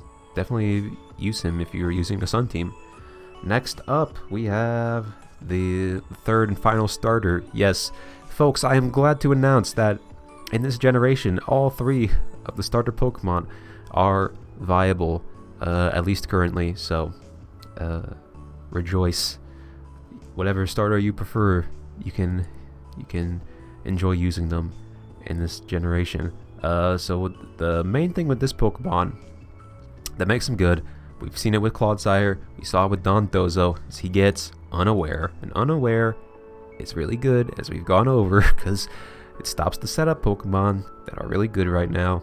And yeah, that's really the main thing that makes this guy really useful. I mean, he's got really solid bulk, the 104 HP, very, very good. 100 defense is solid. 75 Spadef is like okay. It's not the best, but it's not the worst. As for movesets, you almost always see this Pokemon with Torch Song, which is its new signature move. It's 80 base power fire move that always raises your special attack. So it's basically like Fiery Dance, except better, because Fiery Dance only raises it some of the time, but with this move you always get the boost. So it's pretty crazy. You see Slack Off a lot for the recovery, Will-O-Wisp to status things, and also make you bulkier by crippling the physical attackers. And then you see like Hex to pair with the Will-O-Wisp and for the Ghost Stab. You also see people run like Earth Power sometimes, I guess, but I don't think that's super necessary coverage. So yeah, a set like this, you're on specially defensive, or you can do like physically defensive. Really take advantage of the burn to stop physical attackers. So the thing with this guy is, while he's pretty bulky and has Unaware, I do think he struggles because of his typing, because Fire Ghost is usually not a very good defensive typing. Has quite a few weaknesses, very common weaknesses at that, like water, ground. You're weak to rocks, which, you know, you have boots for that, but also, like, for one, it forces you to run boots, and also it's like if you get your boots knocked off, that's an issue. Speaking of knockoff, Pokemon's weak to that, weak to dark moves, weak to ghost moves, so it's kind of rough for Pokemon with this typing, honestly, to be defensive. However, and this is where the plus side of this Pokemon right now, what makes him very good currently, is Terrastalize, because of course you can just change your type.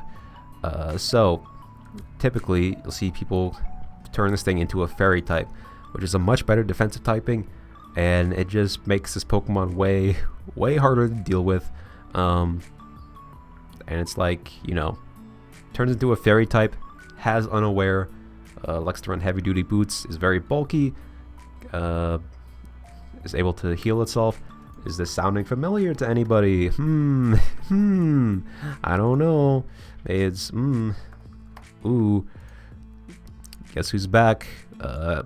Except in a different version. So yeah, but this thing's basically Clefable when it Terrastalizes, which is kind of funny. But also, you know, because if you guys already know, if you played previous gens, Clefable is kind of annoying. So when this thing turns into a fairy type, it's also kind of annoying. But yeah, that's the main thing, main way people are using this thing. If something does end up happening to Terrastalizing, which there's been some discussions of that going on, then I think this Pokemon definitely gets worse, which is unfortunate. If that does end up being the case, I think it definitely would get outclassed by the other two starters. But for now, though, with Terrastalizing, it's very good. Gives it a solid niche, and yeah. All three starters are good right now. Get hype about that.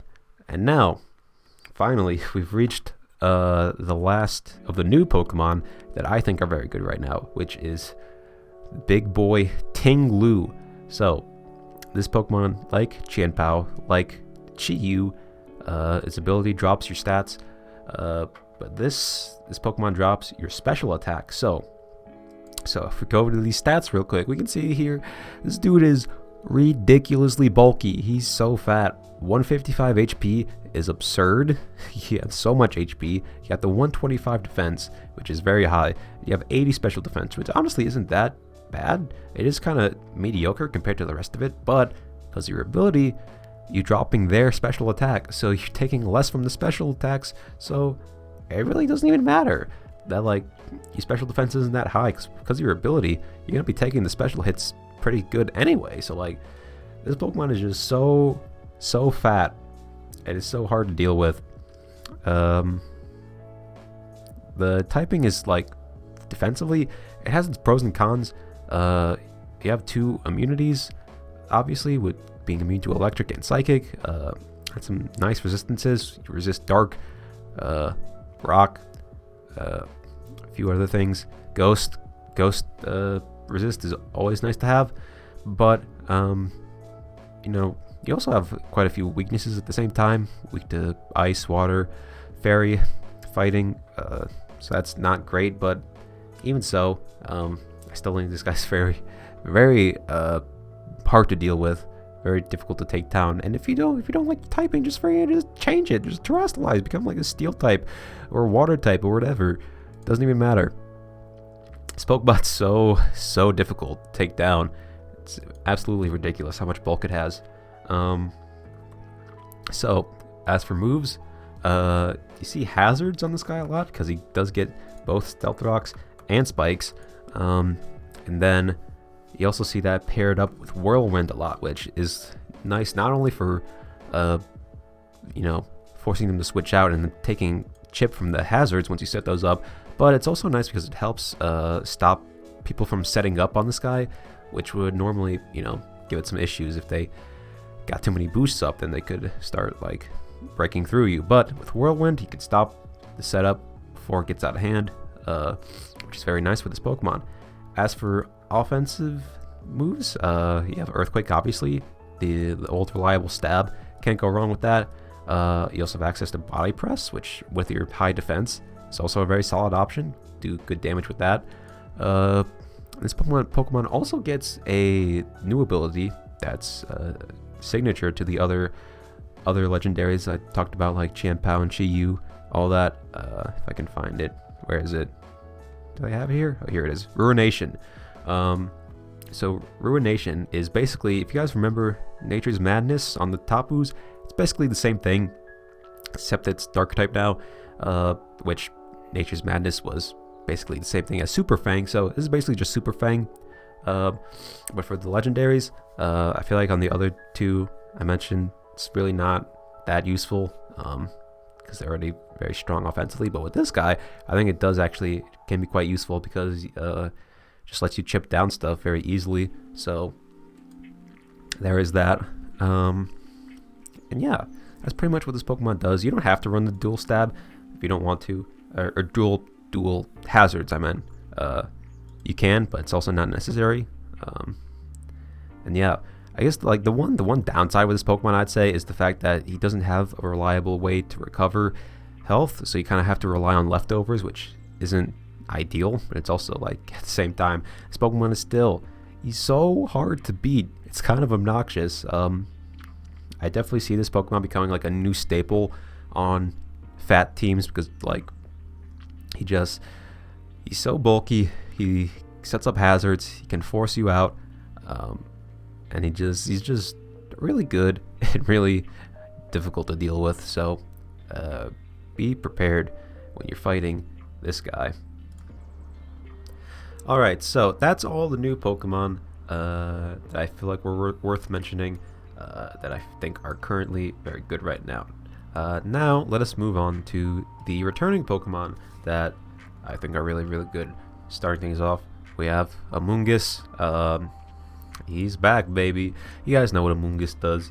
He likes to put stuff to sleep. He likes to be very annoying because of his defensive typing, because of his bulk. If you guys were not already aware, they did nerf pretty much every recovery move this generation. So stuff like Recover, Roost, even stuff like Rest.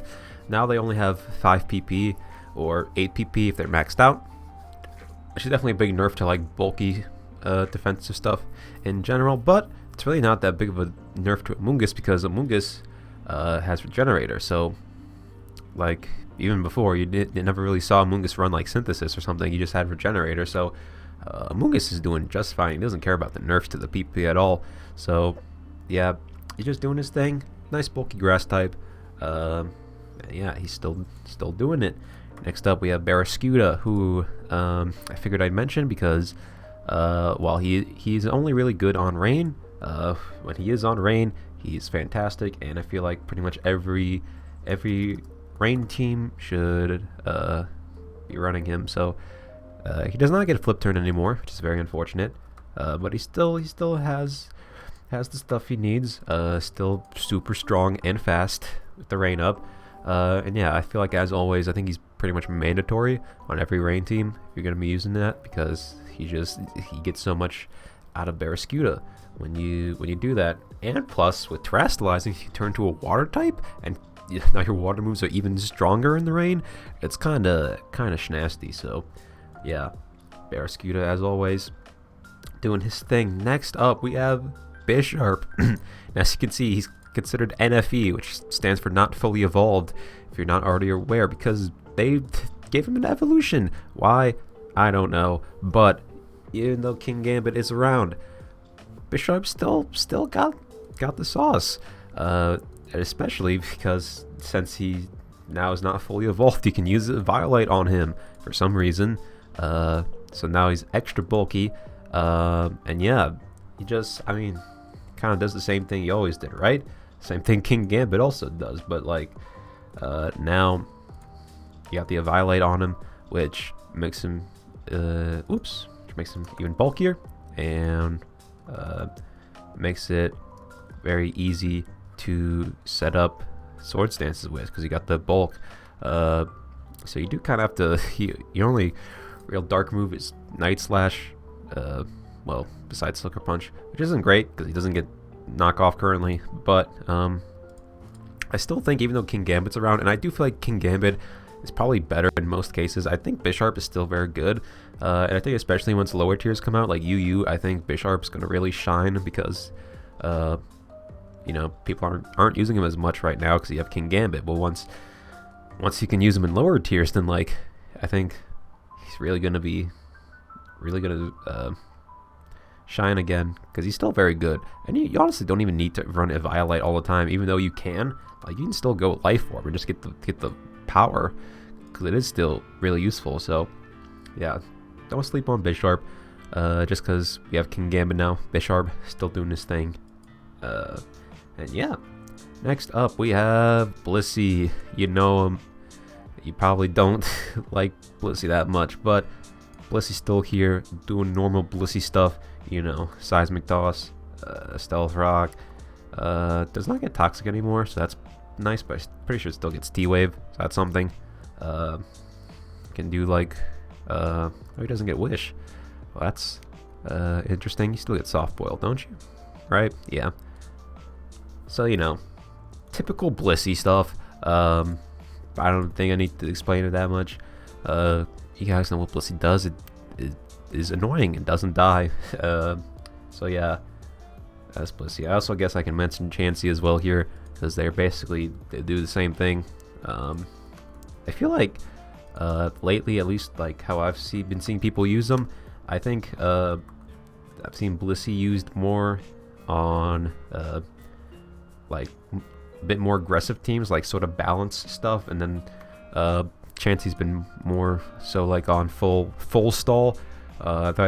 Pretty sure I've seen some Blisseys on stall as well, which that's basically how it was in Gen 8, I feel like, because, you know, with Blissey you can afford to run boots, which makes it easier to use as a pivot, but of course Chansey with the Violet is on the whole bulkier, so it's kind of a give and take, because you can have more bulk with Chansey, but with Blissey you don't have to worry about taking hazard damage when you switch in, which is a big detriment to many defensive Pokemon. So yeah, these two, they're up to their old shenanigans. So that's fun, but at least they only have 8 soft boileds now, so that's something. Next up, let's talk about the boy. He's back at it again, folks. Breloom, after his hiatus from Gen 8, he's here. He's doing it again. We missed him dearly, but he's back now, and now he's got a brand new toy he can use with close combat. Before, he only had superpower. Now he has this, which is super spammable and just really good for him overall. It's a really nice buff. And to add on to that, the set I've seen people using most with Breloom now that he's back is a Bandit set, which we really used to not see much of before, but now you got like the close combat, the Technician Mach Punch, of course Bullet Seed, and then you got Rock Tomb for coverage. This set is very good, really strong. Bandit close combat is super strong, and of course you have the Technician Mach Punch, which is always nice. I've seen this set do a lot of work, do a lot of success, but of course it doesn't have to be the only set you can run. Of course Breloom's always had a bunch of stuff you can do. Of course he still has Spore. You can run like Swords Dance if you want with Technician, or you can even still run like Poison Heal. That still works just fine. You can do like even like Leech Seed, Protect stuff, or even like, you know, substitute with like Focus Punch if you're really feeling it. It's Breloom, guys. He's the guy. You know, you can always count on him. He's back. It's great to have him back. We missed him, and now he's doing his thing. He's very good right now. So yeah, glad to have him back. Next up we have our guy Corviknight. So again, the PP nerf to Roost, definitely not great for him, but it hasn't stopped him from doing his thing. Weirdly enough, I feel like even though he still has Defog, I haven't seen a lot of people running Defog on Corviknight. as of late. I feel like it's a lot more common to see Iron Defense Body Press. At least that's the most common set I've seen, I feel like. And yeah, Corviknight is just doing his thing. Still very good. Flying Steel will always be a great typing, and Corviknight has access to great moves. So yeah, no surprise there. Next up, we have Ditto, who is actually quite good right now. Kind of similar to when Gen 8 first came out. Again, Dynamax meta, Ditto was very strong there. I don't think Ditto's as strong now as he was then, but he's still very strong, mainly because offense is like very, very prevalent in the meta currently. You see a lot of offense teams, and Ditto is very good against those because he can kind of reverse sweep pretty easily, put on a lot of pressure because you can turn, especially if Pokemon sets up, you can just bring out Ditto, and then automatically, you know, the other person's kind of got to be careful. But yeah, Ditto's doing his thing. Definitely Ditto always has those like periods of like, sometimes he's really good, sometimes he's kind of but like, I think right now definitely he is pretty solid. And I think like with Terastallizing too, that also helps out, because if I'm not mistaken, you can copy their Terastallize. If they have Terastallized already and you transform into them, then you will also copy the Terra type they changed into. So that's pretty crazy. I'm pretty sure that's how that works. So yeah, Ditto pretty good right now. Very nice little check to offensive teams. And yeah, you can definitely do something if you use them right. Next up, we have the guy, the GOAT from Gen 8. He's back at it again, folks. Better than ever. Dragapult. So, Dragapult, of course, he has his, you know, typical shenanigans. You see like specs a lot sometimes, you know, the nice Draco, Shadow Ball, Flamethrower, all that. But I think the set I've seen most, and I think has been the most successful, is actually Banded. And you see a lot of people running Banded because, you know, before, you know, back in Gen 8, you mostly saw specs. That was the most common because Dragapult just has better special move pool, honestly. Even though his special attack's lower than his physical attack, he just has access to better moves. Specifically, having his spammable Ghost move with Shadow Ball. Dragapult's always lacked a good physical Ghost move that's really spammable. He only really has like Phantom Force, which isn't that great because it's 2 turns. But now, with Terastallizing, you can get around that by running Terra Blast and turning into a Ghost type. And the Terra Ghost with the Super Stab boost is very strong, and definitely, and it says it's given special attack, even though I think Terra Blast is special, but it becomes physical because you have more physical attack. That is how that works. Anyways, yes, Dragapult with this set is very, very good. Having a solid, reliable physical Ghost move is great for it, and it just really solid all around. You still got that super duper speed. You got the strong Dragon Darts. You can U-turn out the priority with Sucker Punch. This is the most common set I've seen, but I feel like D-Dance is a set that's kind of unexplored right now. I think that's also very good with this. It's like, you know, similar idea, but just like you can set up, right? So I think it's pretty good right now, and I feel like not a lot of people have tried it out yet, but Bandit is definitely still very good.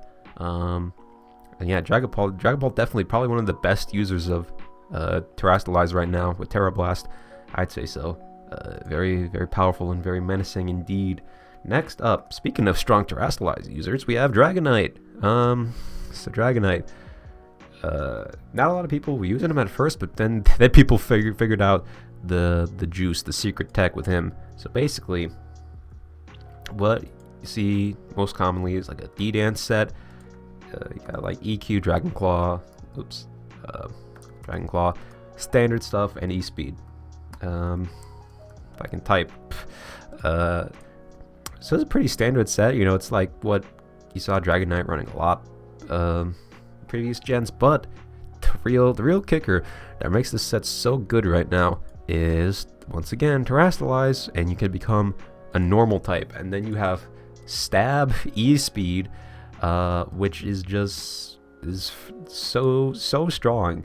I don't know if you guys understand how strong that is. E-Speed's an 80 base power priority move. You add stab onto that, because not a lot of Pokemon get stab on E-Speed. The main Pokemon that does is like Arceus, which like in Ubers, Arceus has always been so good because it can spam E-Speed. So now with Dragonite, you can turn it into a normal type. You can just spam stab E-Speed, and it's really hard to switch into. So yeah, this set is very good right now. Seen a lot of success.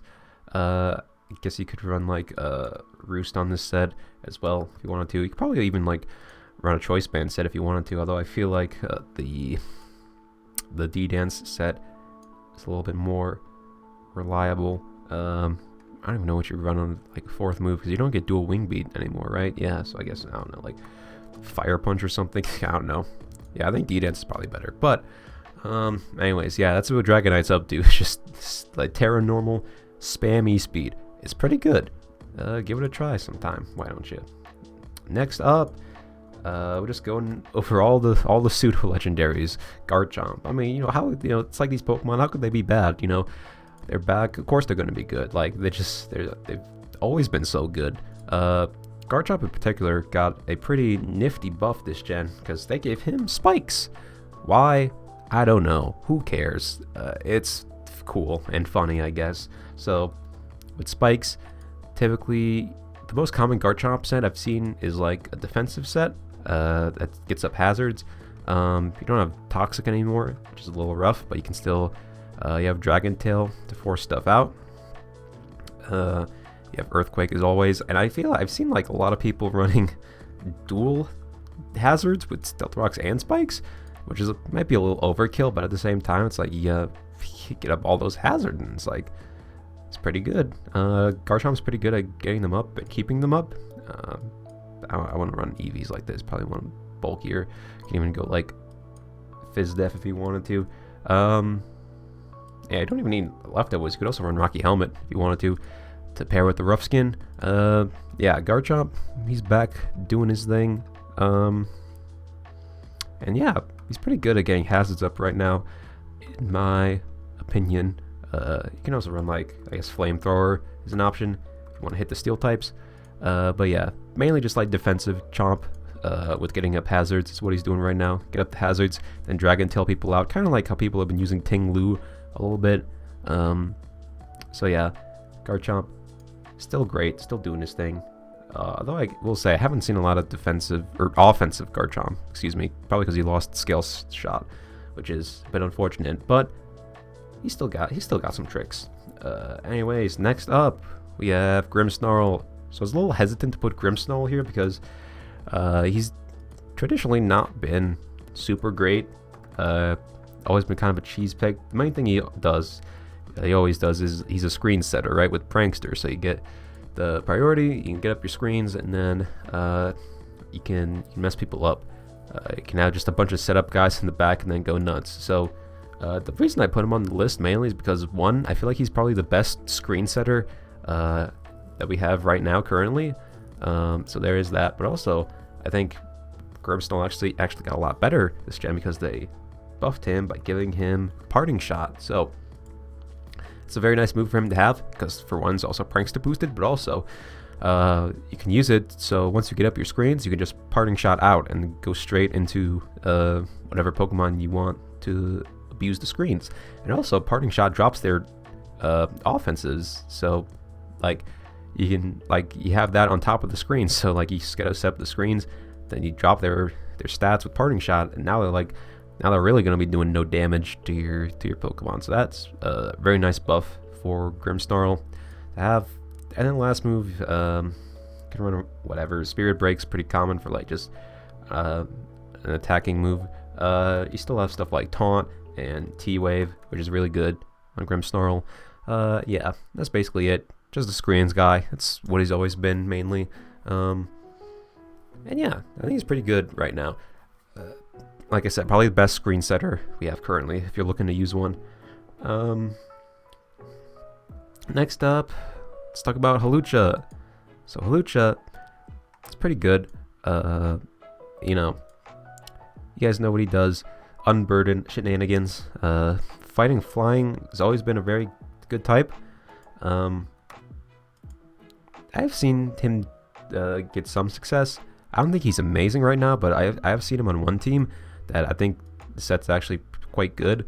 You pair him with electric terrain, and you terrestrialize into an electric type. So you get the boost from the electric seed because it activates in the electric terrain. Then that activates on burden.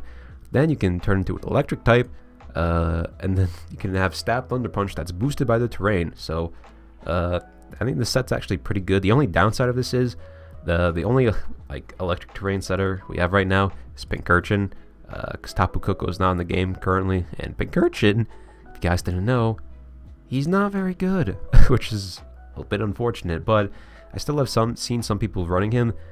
In particular, you see him run like with Hawlucha and Pincurchin.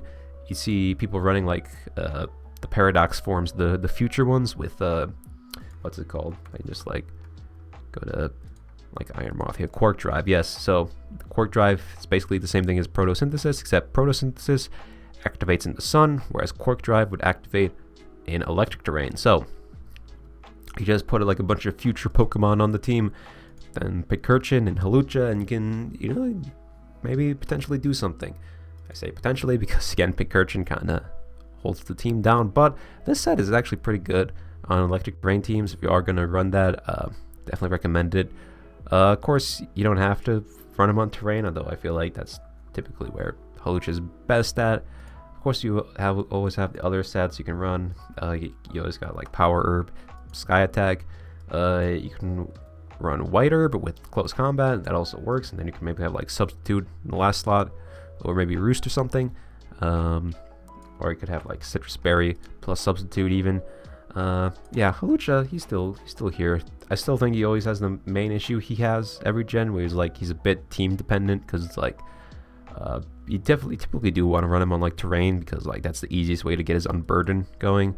And outside of that, he's not always super reliable, which is a shame, but I still think he's pretty good, so that's why I mentioned him here.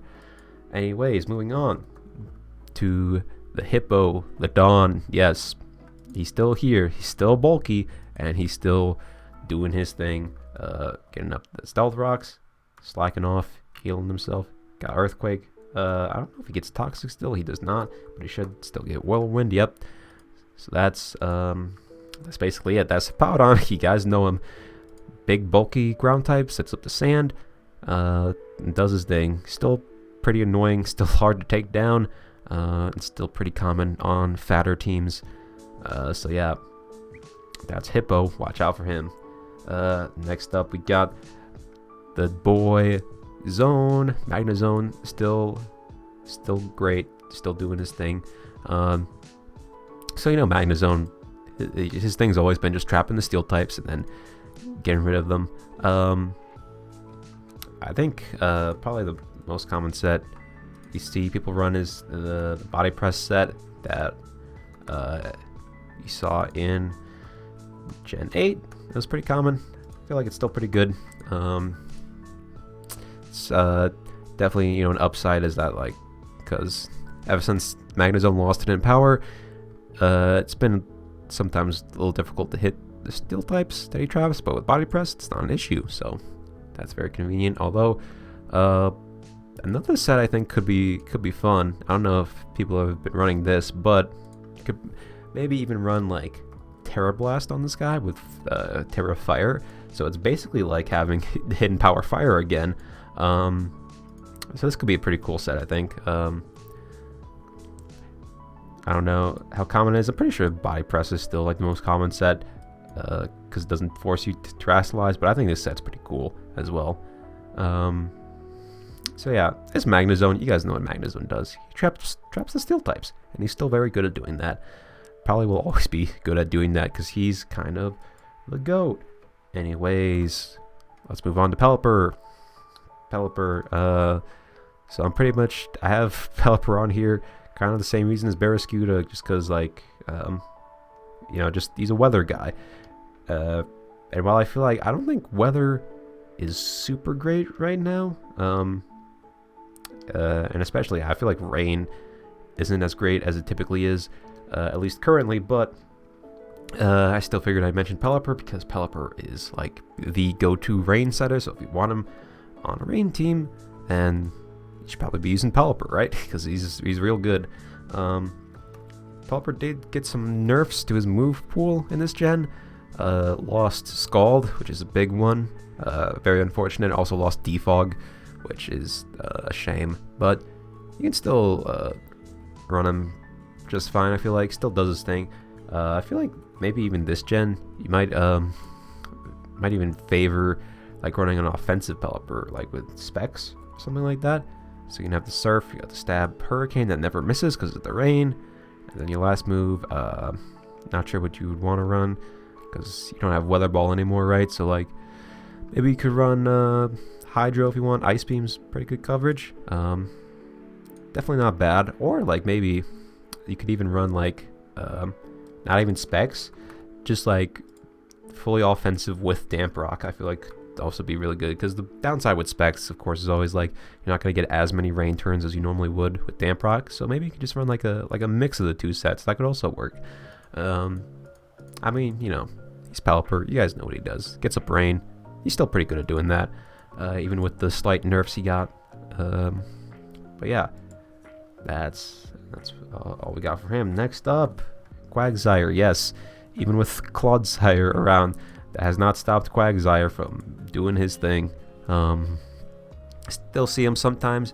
I don't think he's as common as Clodsire is, but he's still, you know, he's still here doing his stuff. Also, a big buff Quagsire got this generation is he got like every hazard, like so many other Pokemon did for some reason. So now he has Spikes, now he has Stealth Rocks, now he has T-Spikes. Probably don't need to run all of these hazards at the same time. Probably overkill, but it's still cool that he got these because he used to not have them before. So now that gives him a little extra something he can do. Let's get up hazards, which is pretty nifty. So yeah, gives Quagsire gives Quagsire a new niche, new role to fill. So that's pretty cool. Still has his place.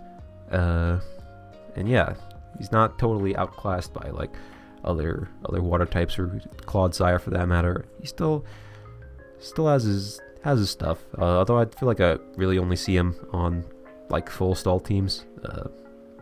Normally, like I feel like I see Clodsire on more like just like balanced teams, or even sometimes on stall also. But Quagsire still has a use. So don't forget about him. Next up, we got another bulky water type. Whoop. Can I type, please? There we go. Rotom-Wash. He's still here, and he's still great. He's been doing the same thing for like 5 gens. 4 or 5 gens now. Which is, you know, Volt switching out. He's got Will-O-Wisp to burn stuff. He's got he doesn't have Pain Split anymore. Well, I don't think he has Defog either, so that's a downside. I guess you could run like the old school, like Resto Chesto. It's an option. So that's probably not too bad. And yeah, it's Rotom. It's Rotom-Wash. If you guys have ever played competitive, you probably run into this guy. I know you have an idea for what he does. He still does the same thing. Yeah, just, you know, very nice pivot Pokemon. The Volt Switch. He can burn stuff. Just very annoying, very hard to take down, very good on most teams, really. So yeah, that's Rotom-Wash, still doing his thing. Next up, we have Scizor. So Scizor also got some nerfs this gen. He lost Roost, which is kind of rough. He also lost Defog. Oh, he didn't lose Defog. Never mind, ignore me. I don't know what I'm talking about. But I do know he did also lose Knockoff. So, the loss of Roost and Knockoff really hurts Scizor defensively, because those were the main. You saw those 2 moves a lot on like more defensive sets, the old gens. However, Scizor, not all is lost with Scizor, because he still has some tricks up his sleeve. Mainly, he did get buffed in the fact that he got close combat this generation, which is a really good move for him. So, kind of a lot like Breloom. I feel like you've seen a lot of Banded on Scizor. So you got the close combat, you got U-turn, of course. Of course, you got not Baton Pass, that's Band. You got Bullet Punch, of course, the bread and butter. And that's for your last move. I've seen a few things. I've seen Quick Attack, which is kind of funny, but I guess it's like, you know, different priority you could have. I guess it was like Night Slash, but that's pretty, it's not very good. So yeah, Bandit's still pretty good because, you know, you hit hard, you got the close combat now. Bandit U-turn, always very strong. Bandit priority Bullet Punch, of course, also very strong. You can even probably run like Sword Stance still, honestly, on this guy. I think I've seen like a bit of this, but like a set like this, pretty sure he still gets, he doesn't get Morning Sun.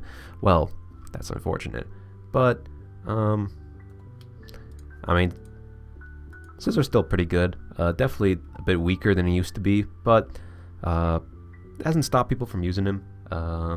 He's still quite good right now, and yeah, I would not let the nerfs to him dissuade you from using him, because I still think he's quite strong. He has a lot of potential. And speaking of Bug and Steel types who are still good, definitely not a Pokemon I forgot to mention before because went out of order, the alphabetical sequence. Oops, what? No, me? Forget about Fortress? Never. Fortress? How could I forget about Fortress? Fortress is the guy. He's back, baby. Again, missing from Gen 8, much like Breloom.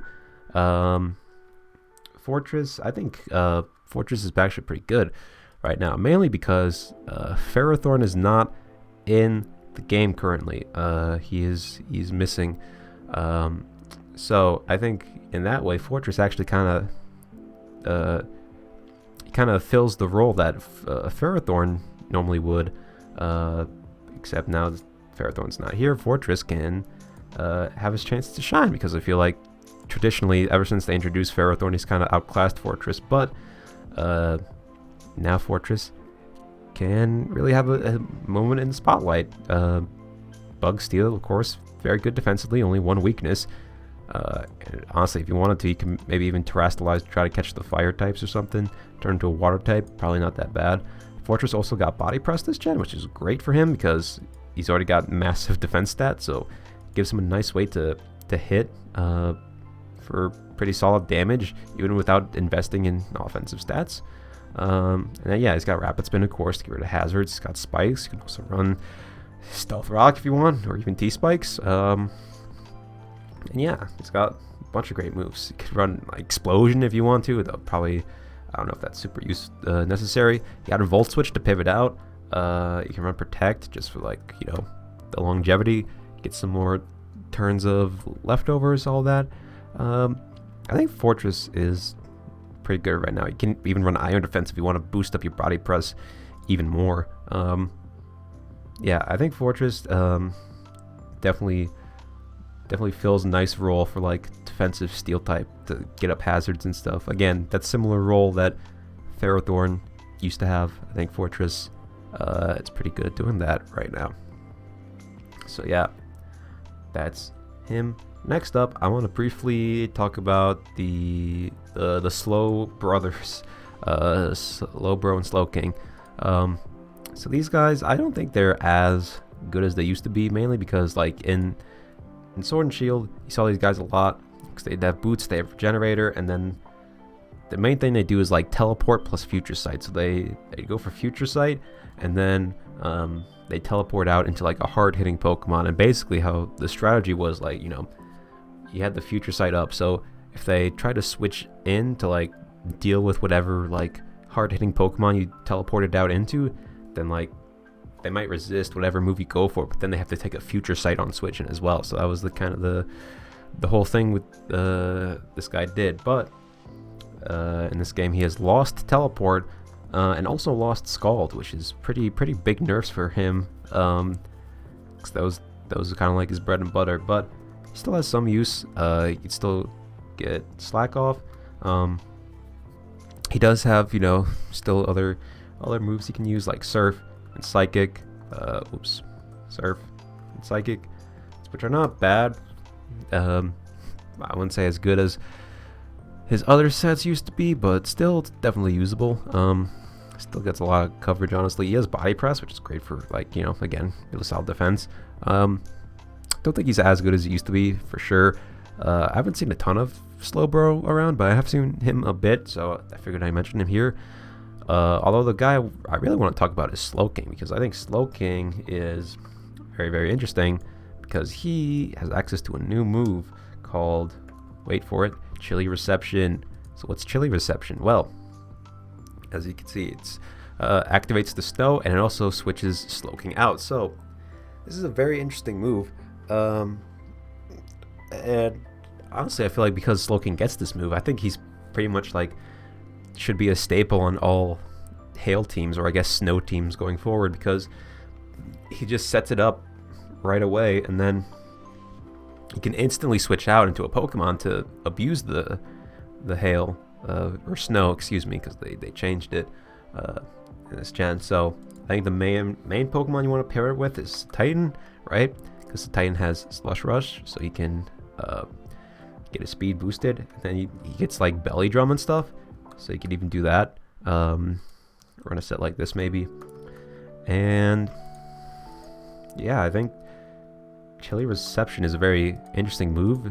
It's very good on Slowking. Again, makes him very, very good to have on snow teams. But even if you're not doing that, if you're not gonna pair him with like the Titan or something, I still probably would recommend you run this move, because like I said, it switches them out, which is really convenient to have. Because again, they don't have teleport anymore, so I feel like this is probably the next best thing, at least on Slowking.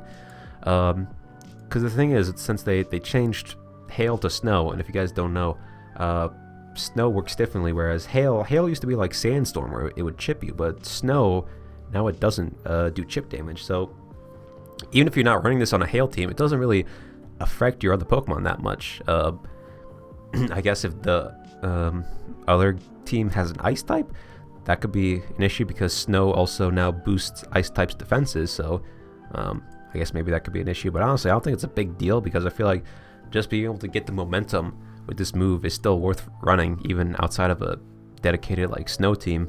So yeah, and then of course you still got your standards. You can run like Flamethrower, all that stuff. So yeah, I feel like because Slowking has this move, makes him a little better than Slowbro currently. At least there's like a switch in Pokemon you can pivot around.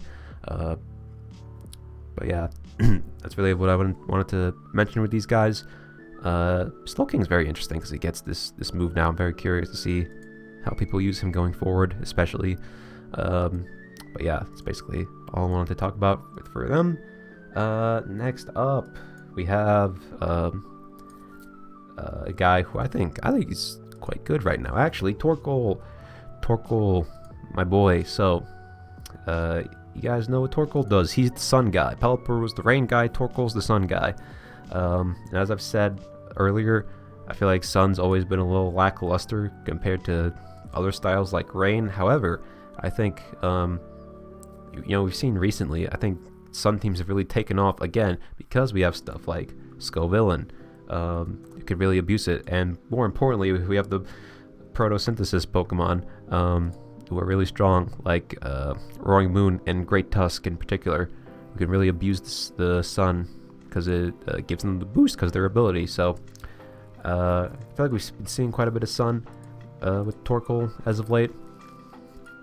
And, Torkoal's by far the best option for a sun setter we have right now. So, yeah, I think he's definitely worth considering using sun, because again, it's quite strong right now. So if you're going to use sun, then you kind of have to use Torkoal, right? It's pretty much mandatory. And, Torkoal, typically see these three moves, and then the last moves, whatever. You can run like Body Press, you can run like Will-O-Wisp, you can run like Rest, you can run Explosion. He doesn't get Explosion anymore? That's weird. I guess not Explosion then, but you can run like Solar Beam. It's whatever. You can kind of, it's fourth slot, and Torkoal's kind of a filler move.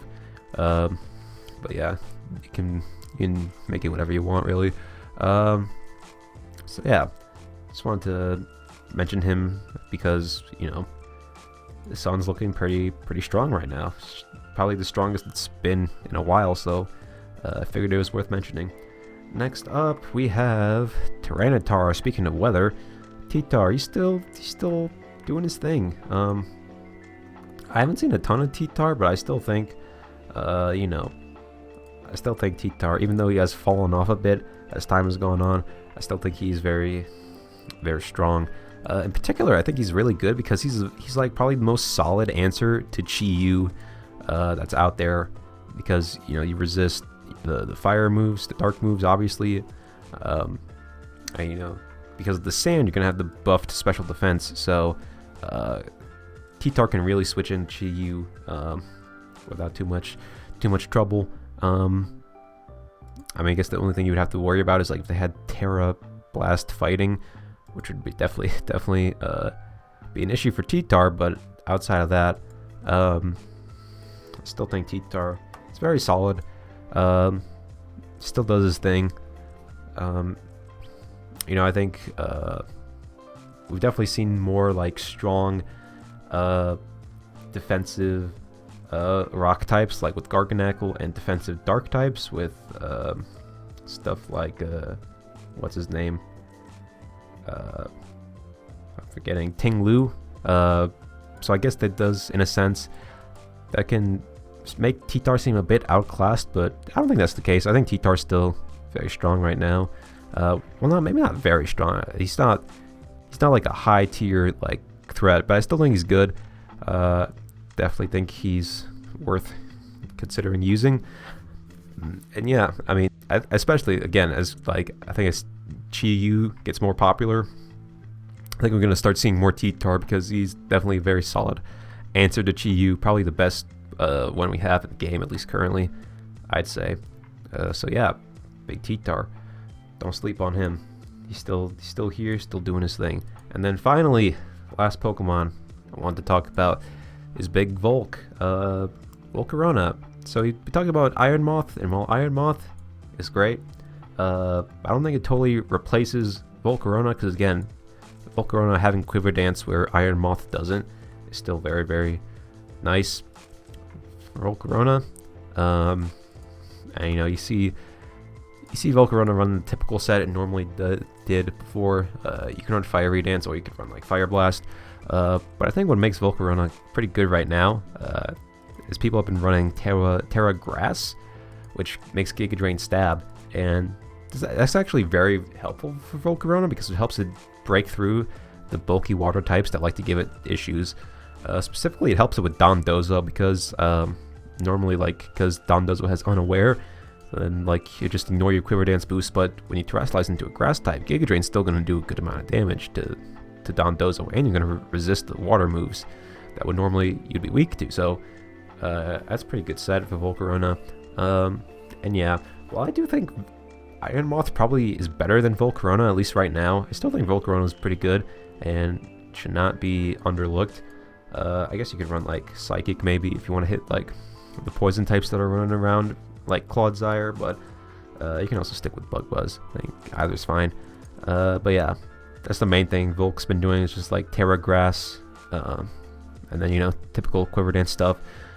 So yeah, that is all the Pokemon I wanted to talk about that I think are very good in the current meta.